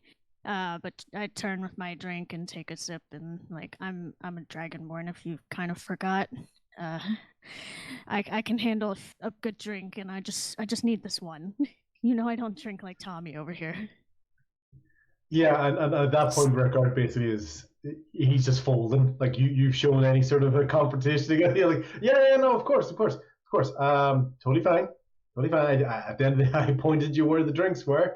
Yeah. We've seen how messy Tommy can get.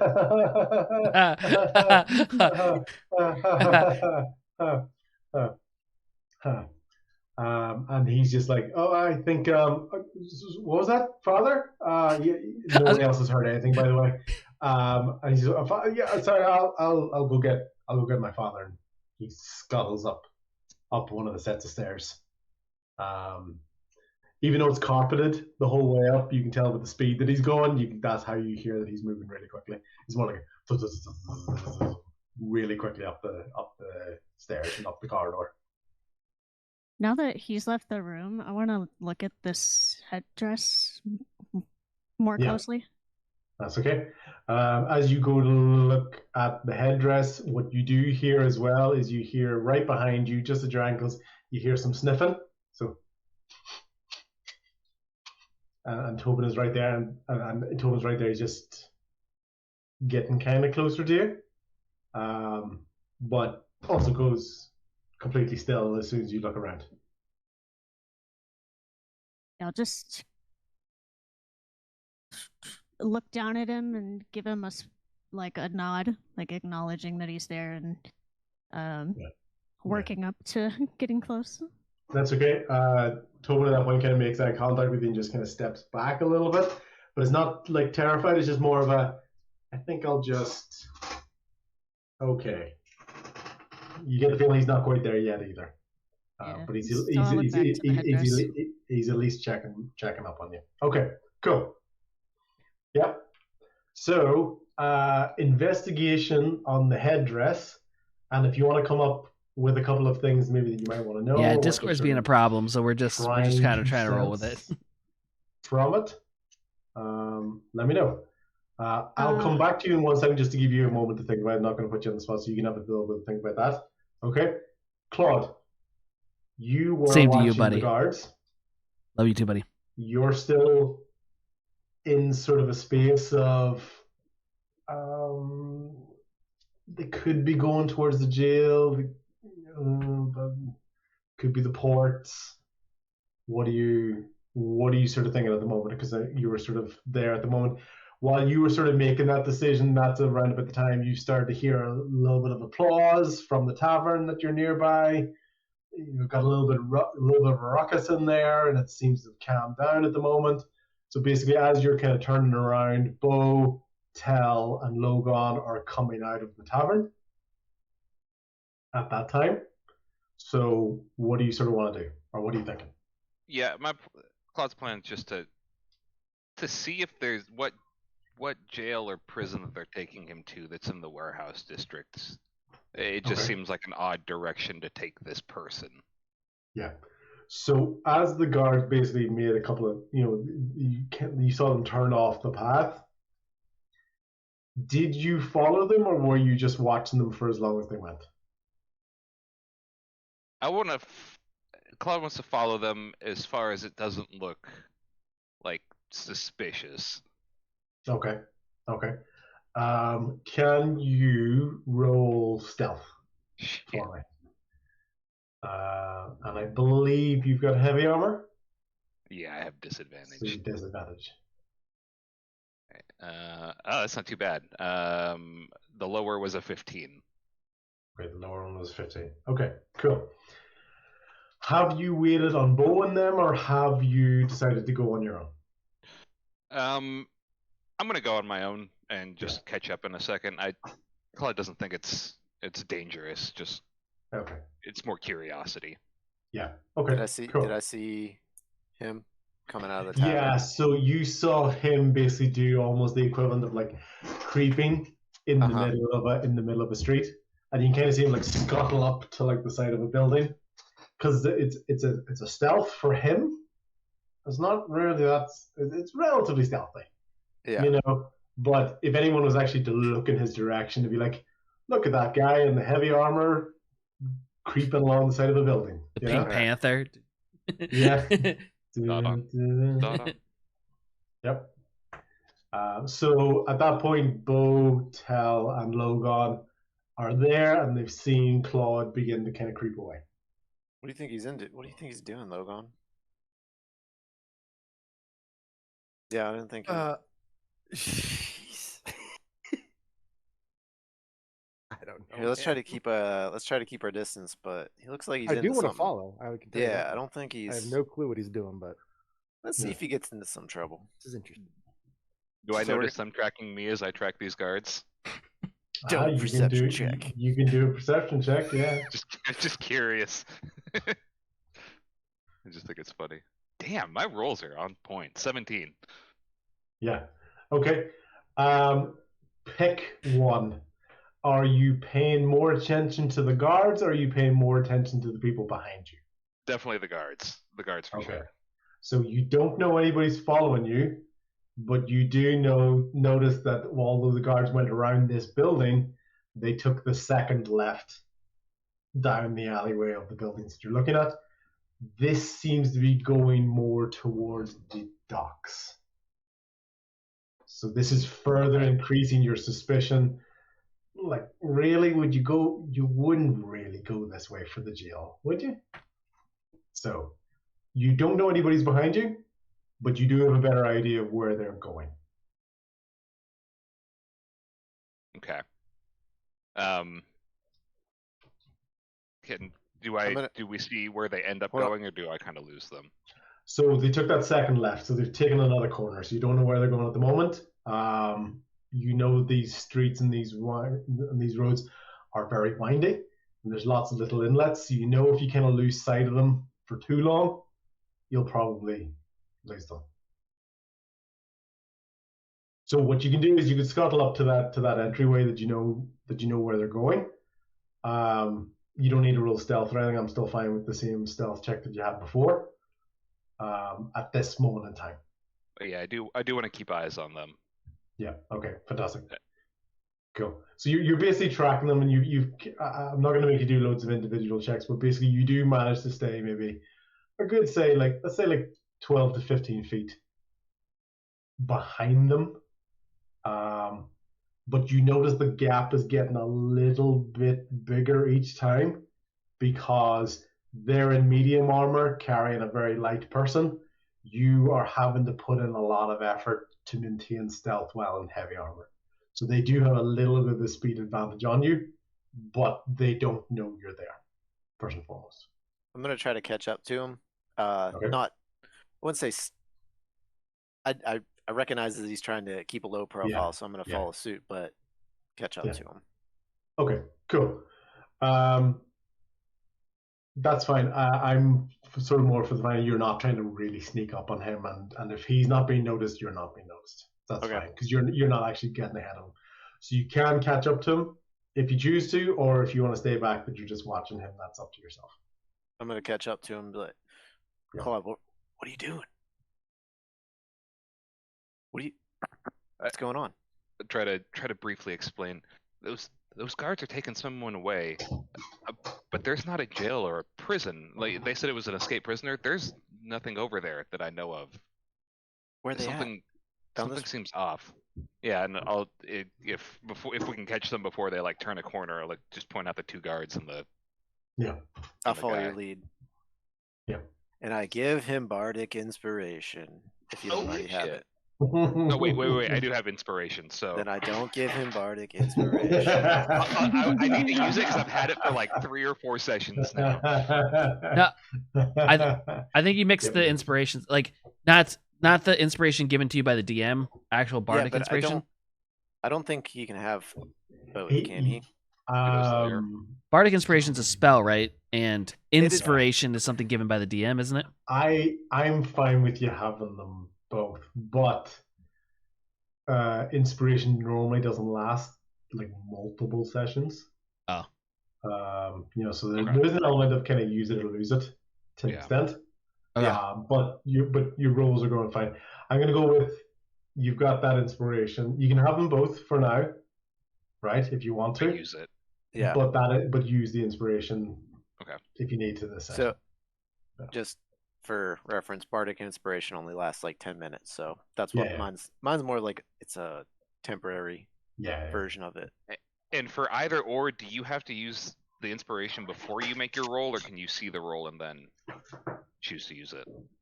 I know for I think for normal inspiration, you have to call it without knowing the result. Okay.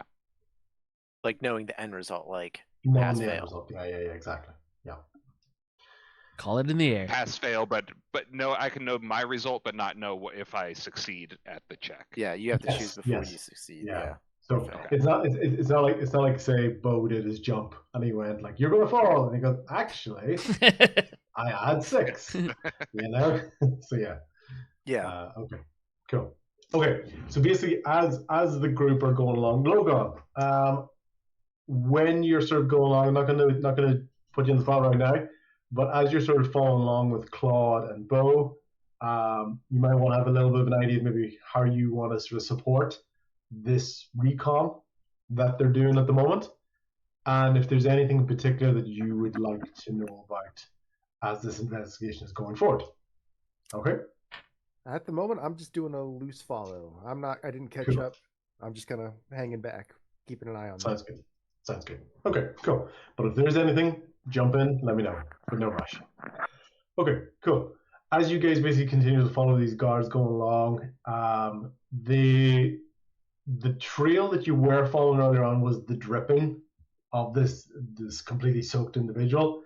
Those drips are becoming more and more scarce as they go along, just because naturally the person's drying off and there's less dripping that you can follow as you go along. But they are making their way towards an area near the docks. Yep. And there's a lot of hubbub. There's a lot of people. You're sort of kind of shimmying in between a lot of people on the streets. So as much that's sort of helping your stealth at the moment that there's so many people there. And that's actually helping you identify where the guards are going as well, because it's very clear. You can kind of see them kind of making their way through a group of people as they move along. Okay. I just want to see if they enter a building. Yep. Yeah. Okay. Yeah. So they do. Basically, there's 2 or 3 key warehouses at the edge of the water. Yep. They enter the middle warehouse. And there's one other guard that's at a door, and that guard just kind of slides it, almost like a timber warehouse, just sort of wooden door. And the one guard sees these two coming along, and you can see the one at the door kind of gives a bit of abuse to the prisoner. You can just see him look out and slides the door off to the side. The 2 guards go in, slide the door back. Is there any sort of signage on the warehouse, the building? There's almost nothing on it. It looks just like timber frames. Kind of all of them do. But you can kind of see they're very, very similar to the building that had all the clothes in it in Flattery. Just that big warehouse style, sort of 2-story warehouse style. Claude finds like somebody who a worker who clearly like is familiar with the district. Somebody yeah. is there on a daily basis. And he, hey, sir, points to the building. Do you know who that belongs to? Do you know what that warehouse is used for? Laddie, that warehouse is kind of just used by all of the parties.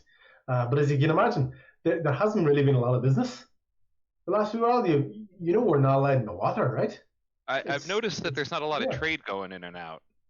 Yeah, like how am I supposed to feed my family? I don't know what's going on. Like I get that Nelson is trying to keep everybody safe.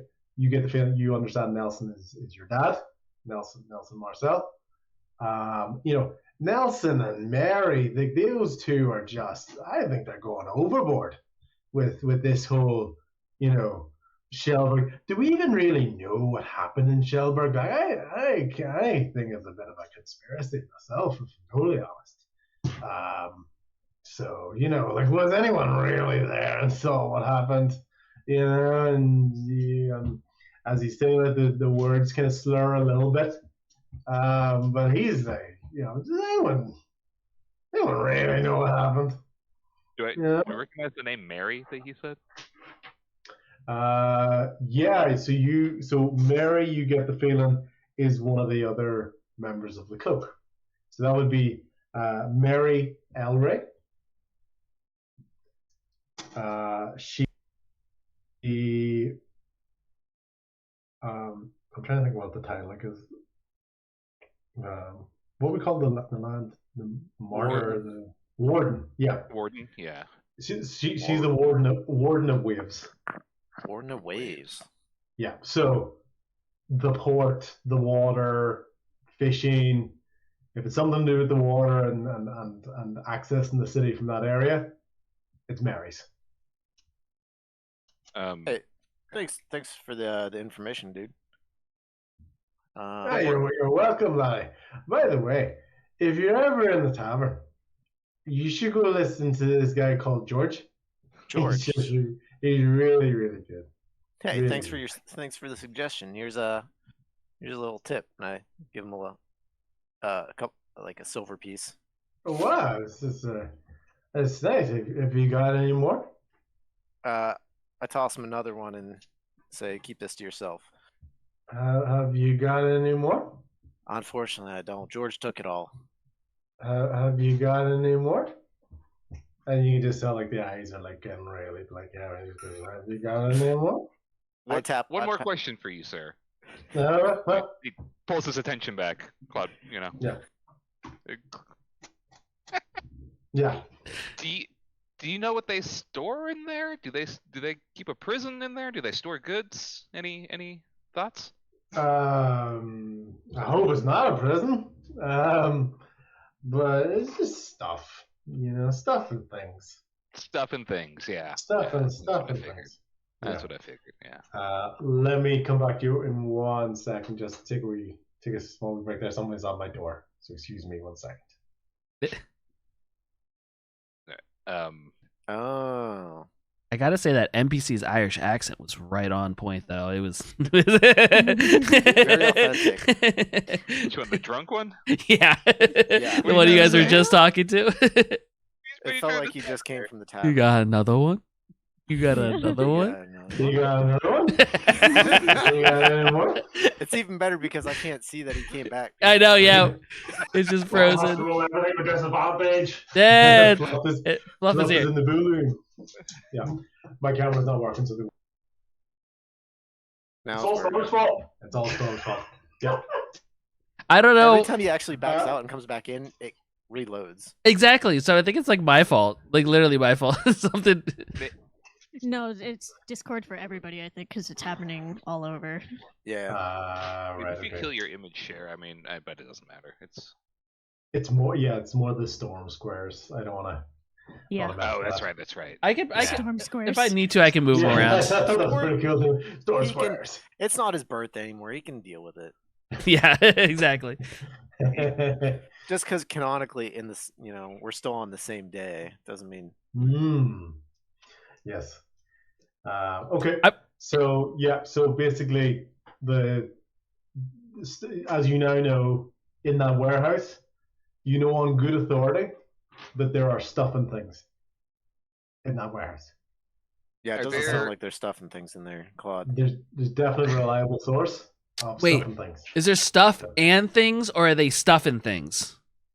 Because it's a very different shop depending which one it is. Yeah. Is it like a Build-A-Bear? Yeah, exactly. That's what I was gonna go with.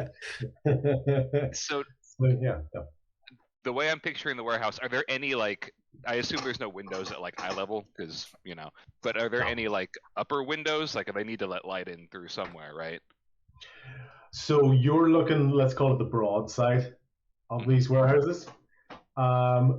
You would probably imagine there'd be windows on the other side because that's where the water is. So if there's going to be windows anywhere, it's going to be on the other side of the building. So you're obviously looking at the side that's pointing inland. Mhm. If natural light was to come in, it's probably going to come from the water side. So if there are any windows on this, plus this town, so you have an idea of what these buildings are like, and you know that's the way they would kind of bring in light. So if there's only a couple because it's not like these are residential properties at the water side, that need to bring in lots of natural light. These are storage. They've got a very clear look for them of storage of goods, Would you stuff like and to things. Yeah. convey that information to Bo? Yeah, I assume that. Oh, yeah, you're right. Yeah, I'll just communicate. Yeah.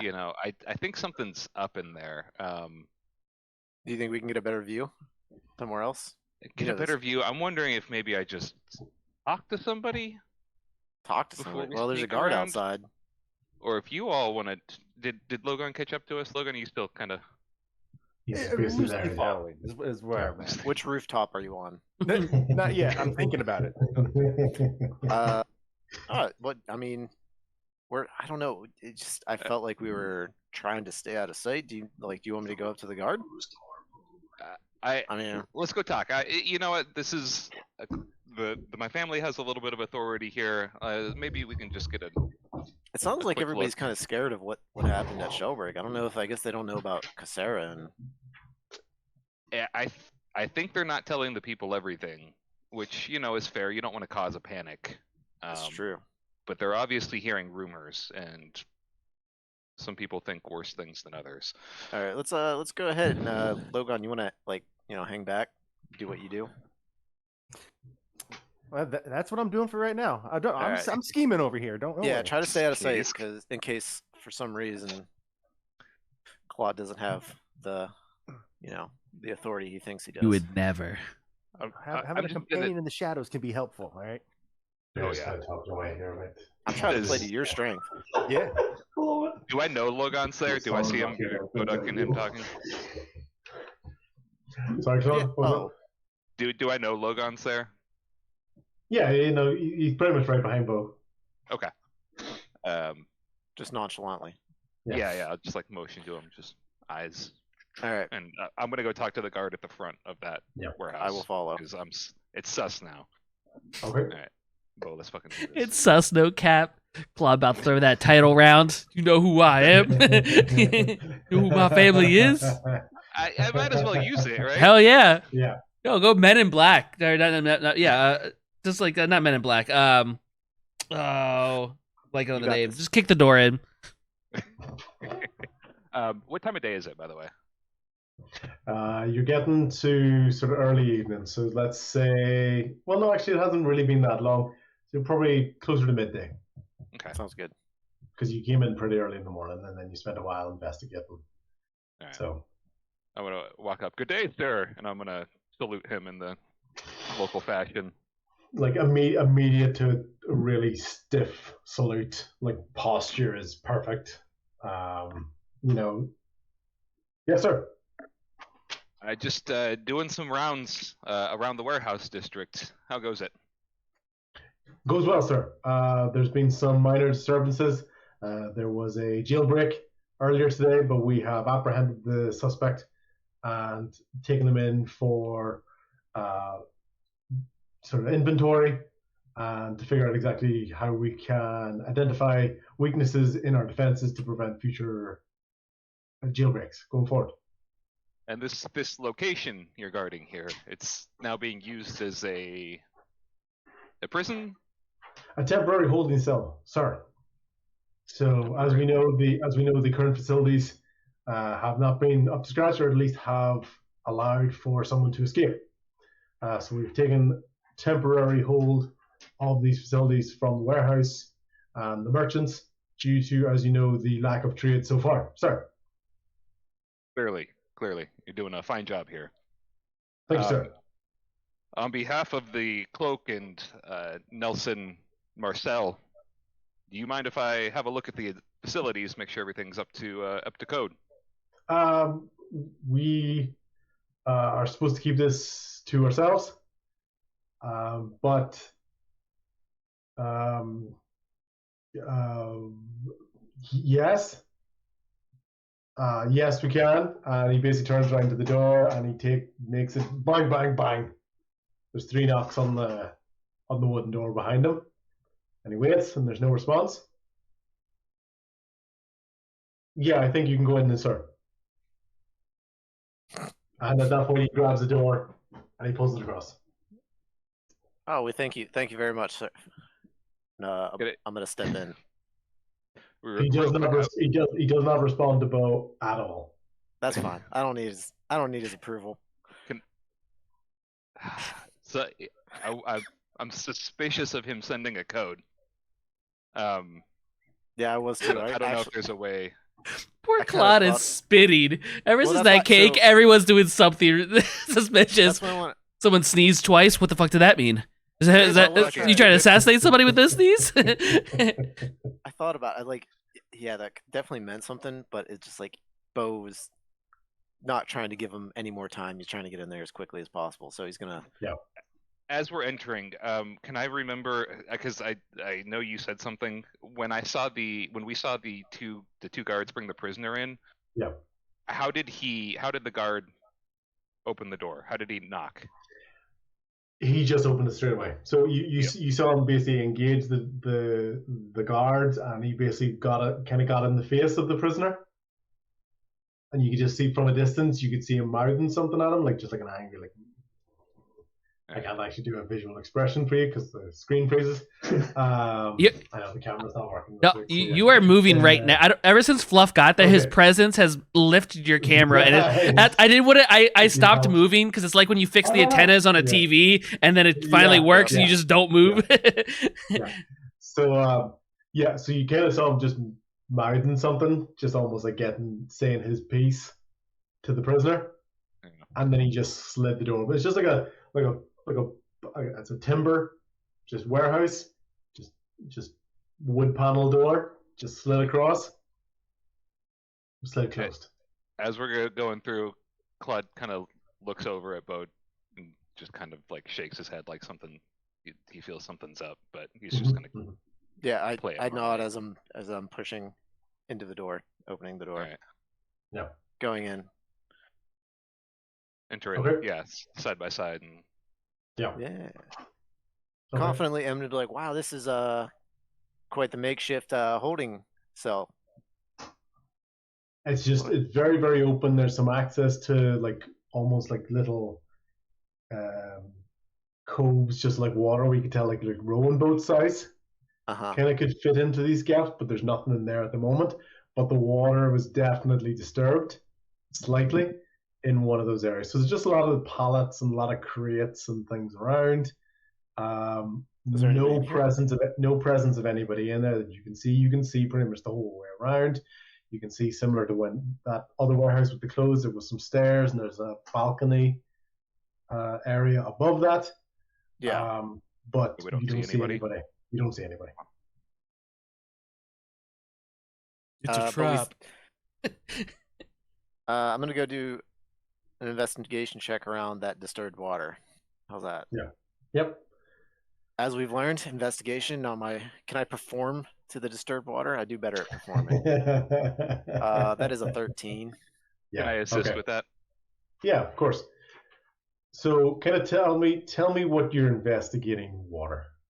So I'm gonna see if I can like. So, are they? I'm just. I guess investigating where it is. Like. Yeah. How far away from? Cool. Like. So do your investigation check with advantage because Claude is helping. Yeah. Okay. You're basically both looking around, so I'm kind of happy for you. Yeah. I'm kind of. That is 11. I guess I was going to see if there was anything dropped in the water. Yeah. That's my initial thought. Was like, oh, they dropped this guy. Gave him lead boots, but they disappeared. So. Yeah, that's okay.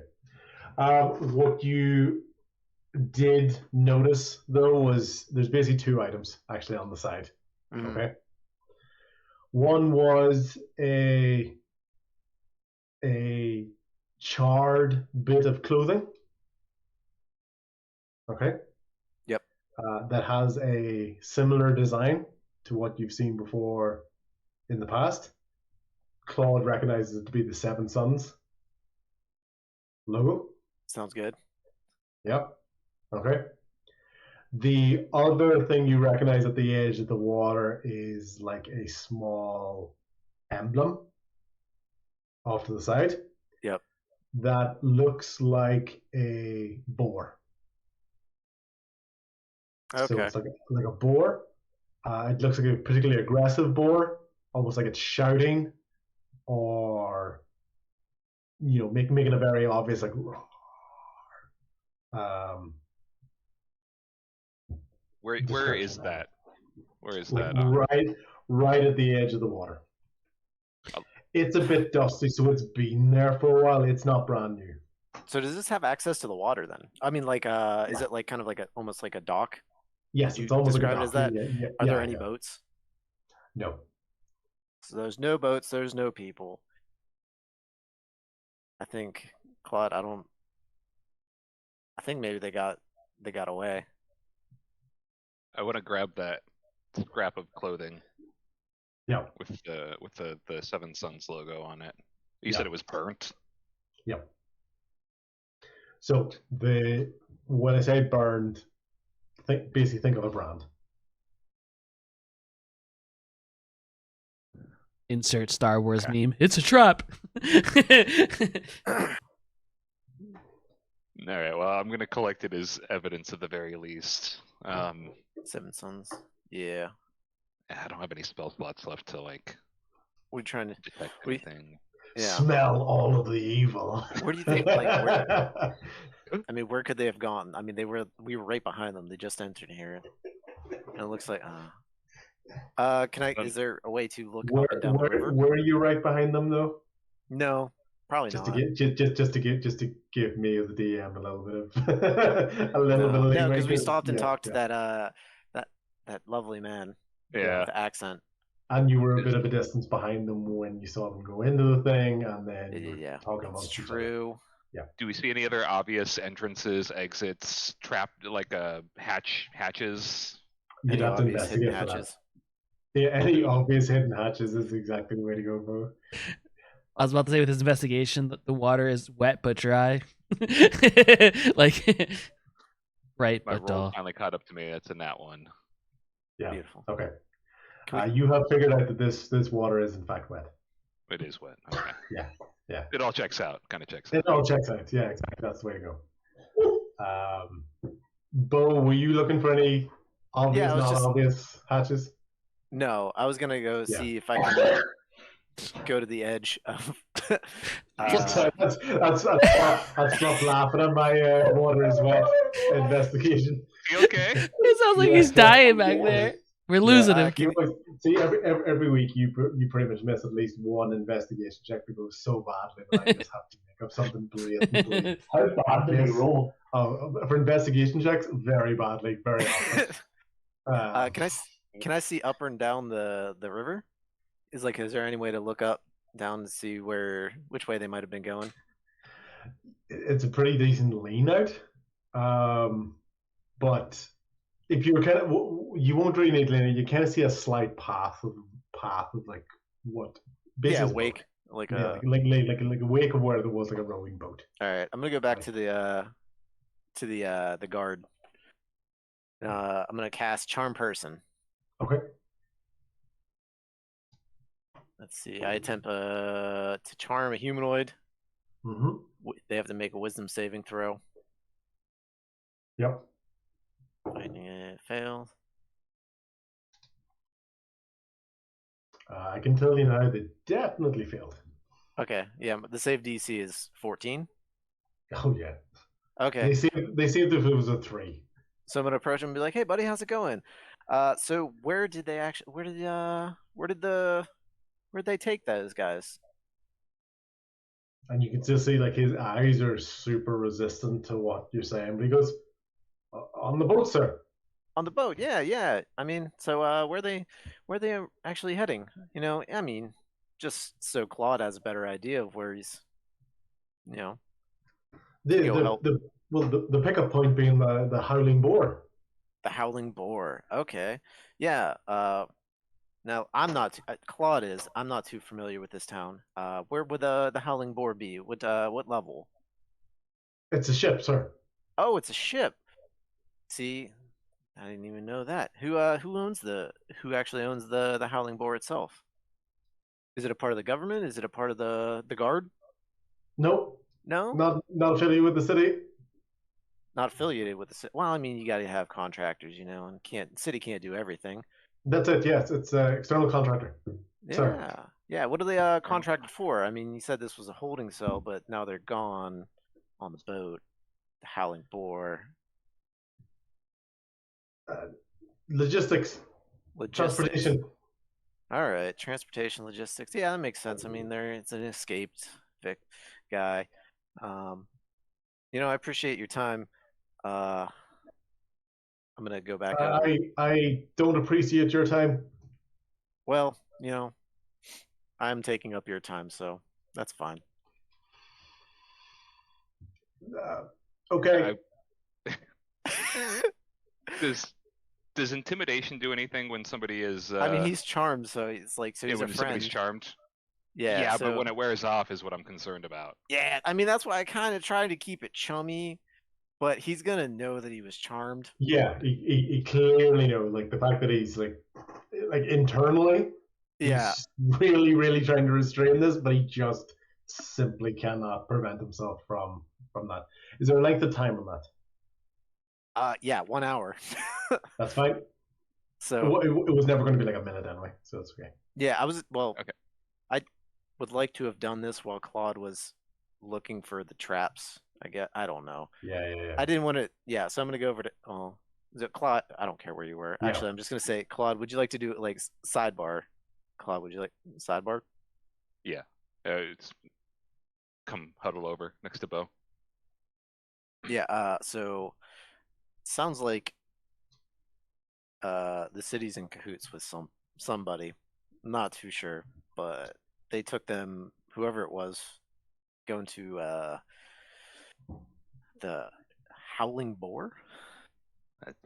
It's a ship owned by somebody. I don't know, but doesn't seem like a friendly place. Does Claude know of any boar symbol within the No. local government? No. Okay. Now I did. It's like, I did charm that man right now, and he's not. He. It might not end up well, but it kind of sounds like there's a little bit of deception going on from the higher ups. I don't know if you want to be wary of that anyway. Yeah. Excuse me, sir. It's a shift change. I need to go. I'm going to. I'll send help the other way. I need to Before you leave go. there. Claude's gonna walk up and hold his hand out, like for a handshake. To the guard. Yeah, he's like shaking. It's just like. He does. He takes your hand. So Hey, he okay. shakes it like he's really, really unwilling. Or Claude's gonna pull him in tight for an intimidation, and he's gonna say, "You did a good job here today. We're gonna keep this conversation on the down low, and I'll make sure that you're taken care of. All right." He's gonna say it in a comforting way, but also intimidating. Yeah, that's fine. Yep. Okay, sir. Yes, sir. Yes, sir. Appreciate that, sir. Can I roll an intimidation check? Yeah, of course. I haven't gotten to do one, and I'm really keen to do one. That's okay. I'm going to use my inspiration, so that's an extra D6. Yeah. Okay. Scare the shit out of him. D6, there it is. Alright, 9, that's 14. Yeah.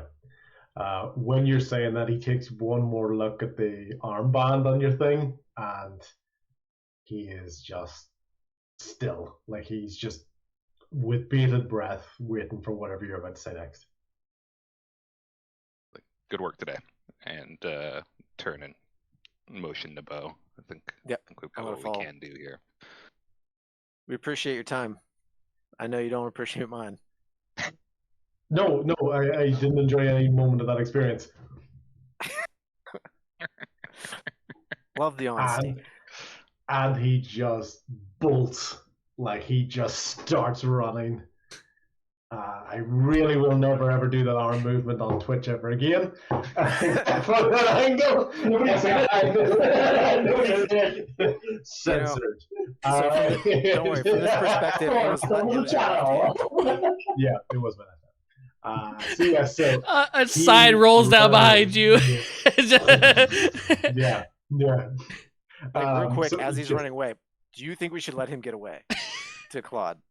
I don't think we can do anything without raising immediate suspicions. I mean, we got Logon and like we can give him a signal. This guy is busting through the crowd. He is just pushing people out of the way. He is absolutely gunning it. Logon ready just to let loose, just like follow. I don't think we should let him go, but here we are. I want to shoot someone in the knee. I mean, you know, you have free will. You see this man running. Claude's not out here to hurt anybody. He doesn't have any. Well, I mean, he doesn't have any justification. Yeah. He doesn't know anything for No, sure. I'm not going to shoot anybody in the knee. We could have tied him up. Okay. Anyway, all right. Well, that's done. Okay. But so I do. Sorry, Claude, say one more. Say that thing there. I was just gonna say, I think it's time we need to catch up with everybody because this is getting more and more suspicious. Yeah. Okay. So at that point, we're going to jump back to Rhian and Tommy. Rhian, you were looking at the Dragonborn Heritage headdress on the counter or on the pedestal. Yep. I'm gonna gently reach out for it to pick it up and take a look at it. Yep. Okay. Yep. I rolled a 17 on investigation. Yeah.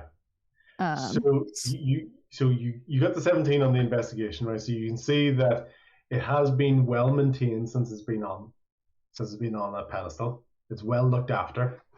However, when you touch it, those screams and those shouts in your head instantly go very, very quiet for a split moment. But then in your mind's eye, that blue figurine that was in your head flashes right before your eyes, and you start to see fire and panic and people running and you being chased and just this overwhelming rush of emotion as you interact with this headdress. Can I tell what clan it came from? Yeah, yours. Brilliant. So I'm just holding this and watching everything flashing before my eyes and getting What I would say though is, for being your clan, it's probably more your heritage, your culture. Not necessarily a like a brand new. Yeah, thing. not a specific person. Yeah. It just starting to breathe erratically and turn to Tommy and just like, I see them screaming. See who screaming? Just come touch this. Tommy's. Hold on. Does Tommy want to go touch that? Last thing you touched almost killed you, and now you want me to come over and touch something that you're freaking out about. The classic DM question. So you touch it, right? Yeah. Tommy approaches slowly and asks again, "What do you mean you see them?" He hasn't physically. He's gotten closer to you, but he hasn't physically touched what you're holding. Yeah. Am I able to?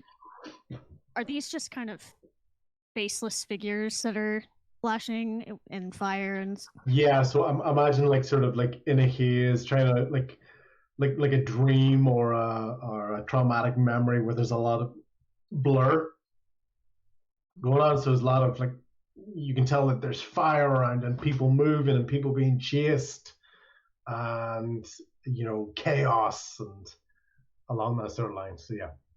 Something happened with this headdress. There's just people and fire. Okay, you set it down. Just go ahead and set it down for a moment. I'm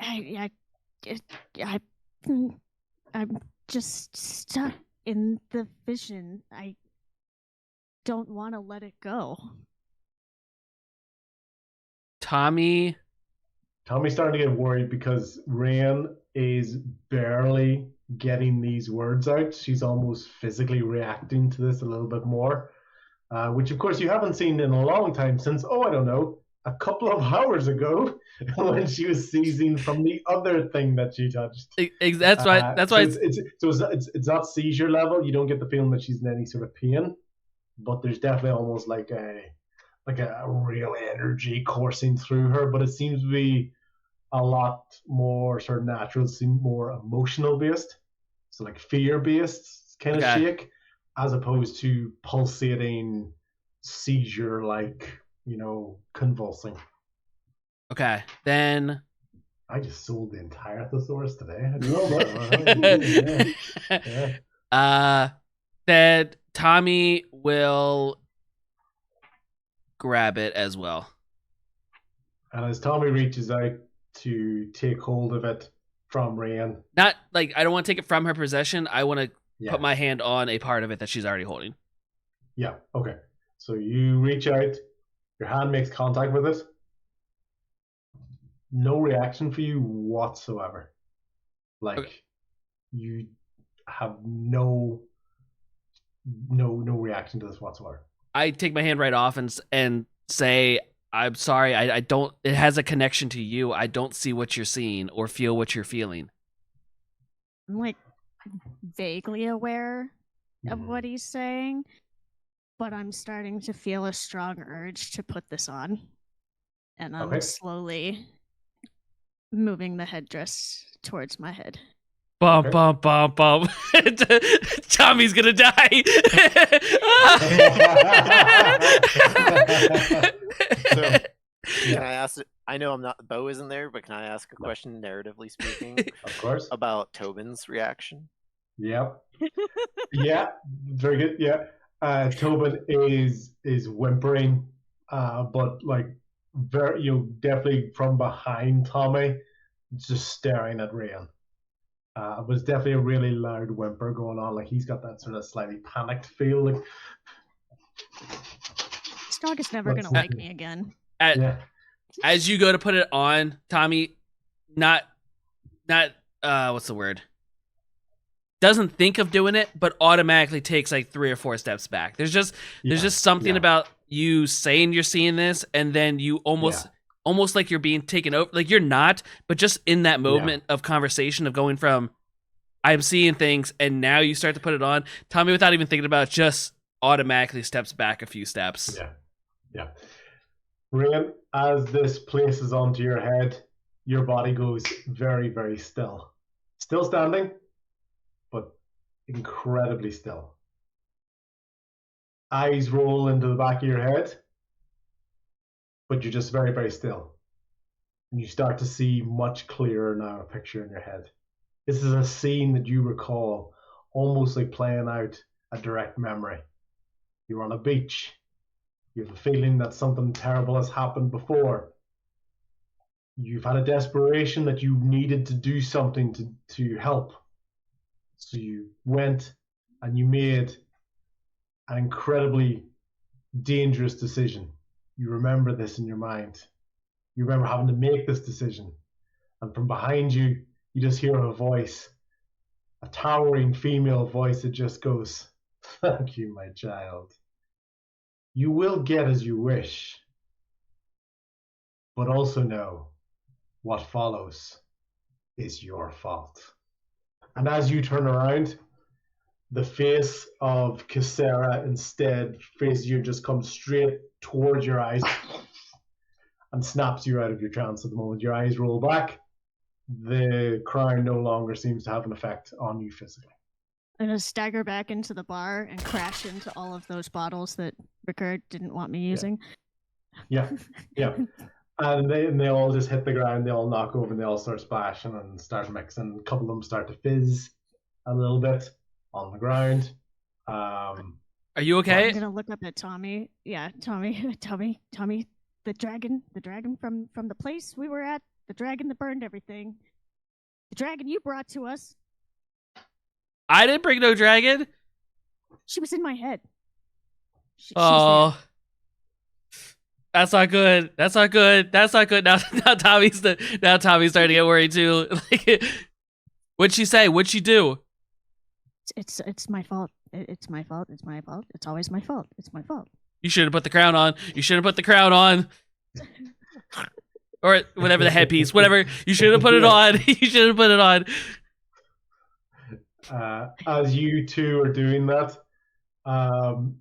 basically aligns with Claude, Bo, Logan, and Tal. Entering the house, Claude in first. Claude, you recognize everything it is. Obviously, it's your home. And you're walking in basically into this scenario. There's drink has been spilled on the ground. Rhian and Tommy are both freaking out, going, "It's my fault. No, it's my fault. No, it's your fault. You should have done that. You should have done that." Yeah.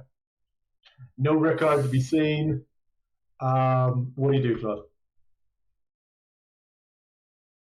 Hello? Can we? I know you're used to living on the road, but you're making a bit of a mess. Can we put that? He sees the crown. Try to take it and put it back on the mantle. And in that moment, for the last part of today, you just hear a strong, vibrant voice from the top of the stairs going, "Son, is that you?" And at the top of the stairs, Nelson Martel, the head of the Martel family and Marcel merchantry, reaches the top of the stairs with Rickard right behind them, both reacting to the scene that's below, which we will continue in our next session. Oh my. How long did it take us? How long did it take us to get to the house? I gotta know.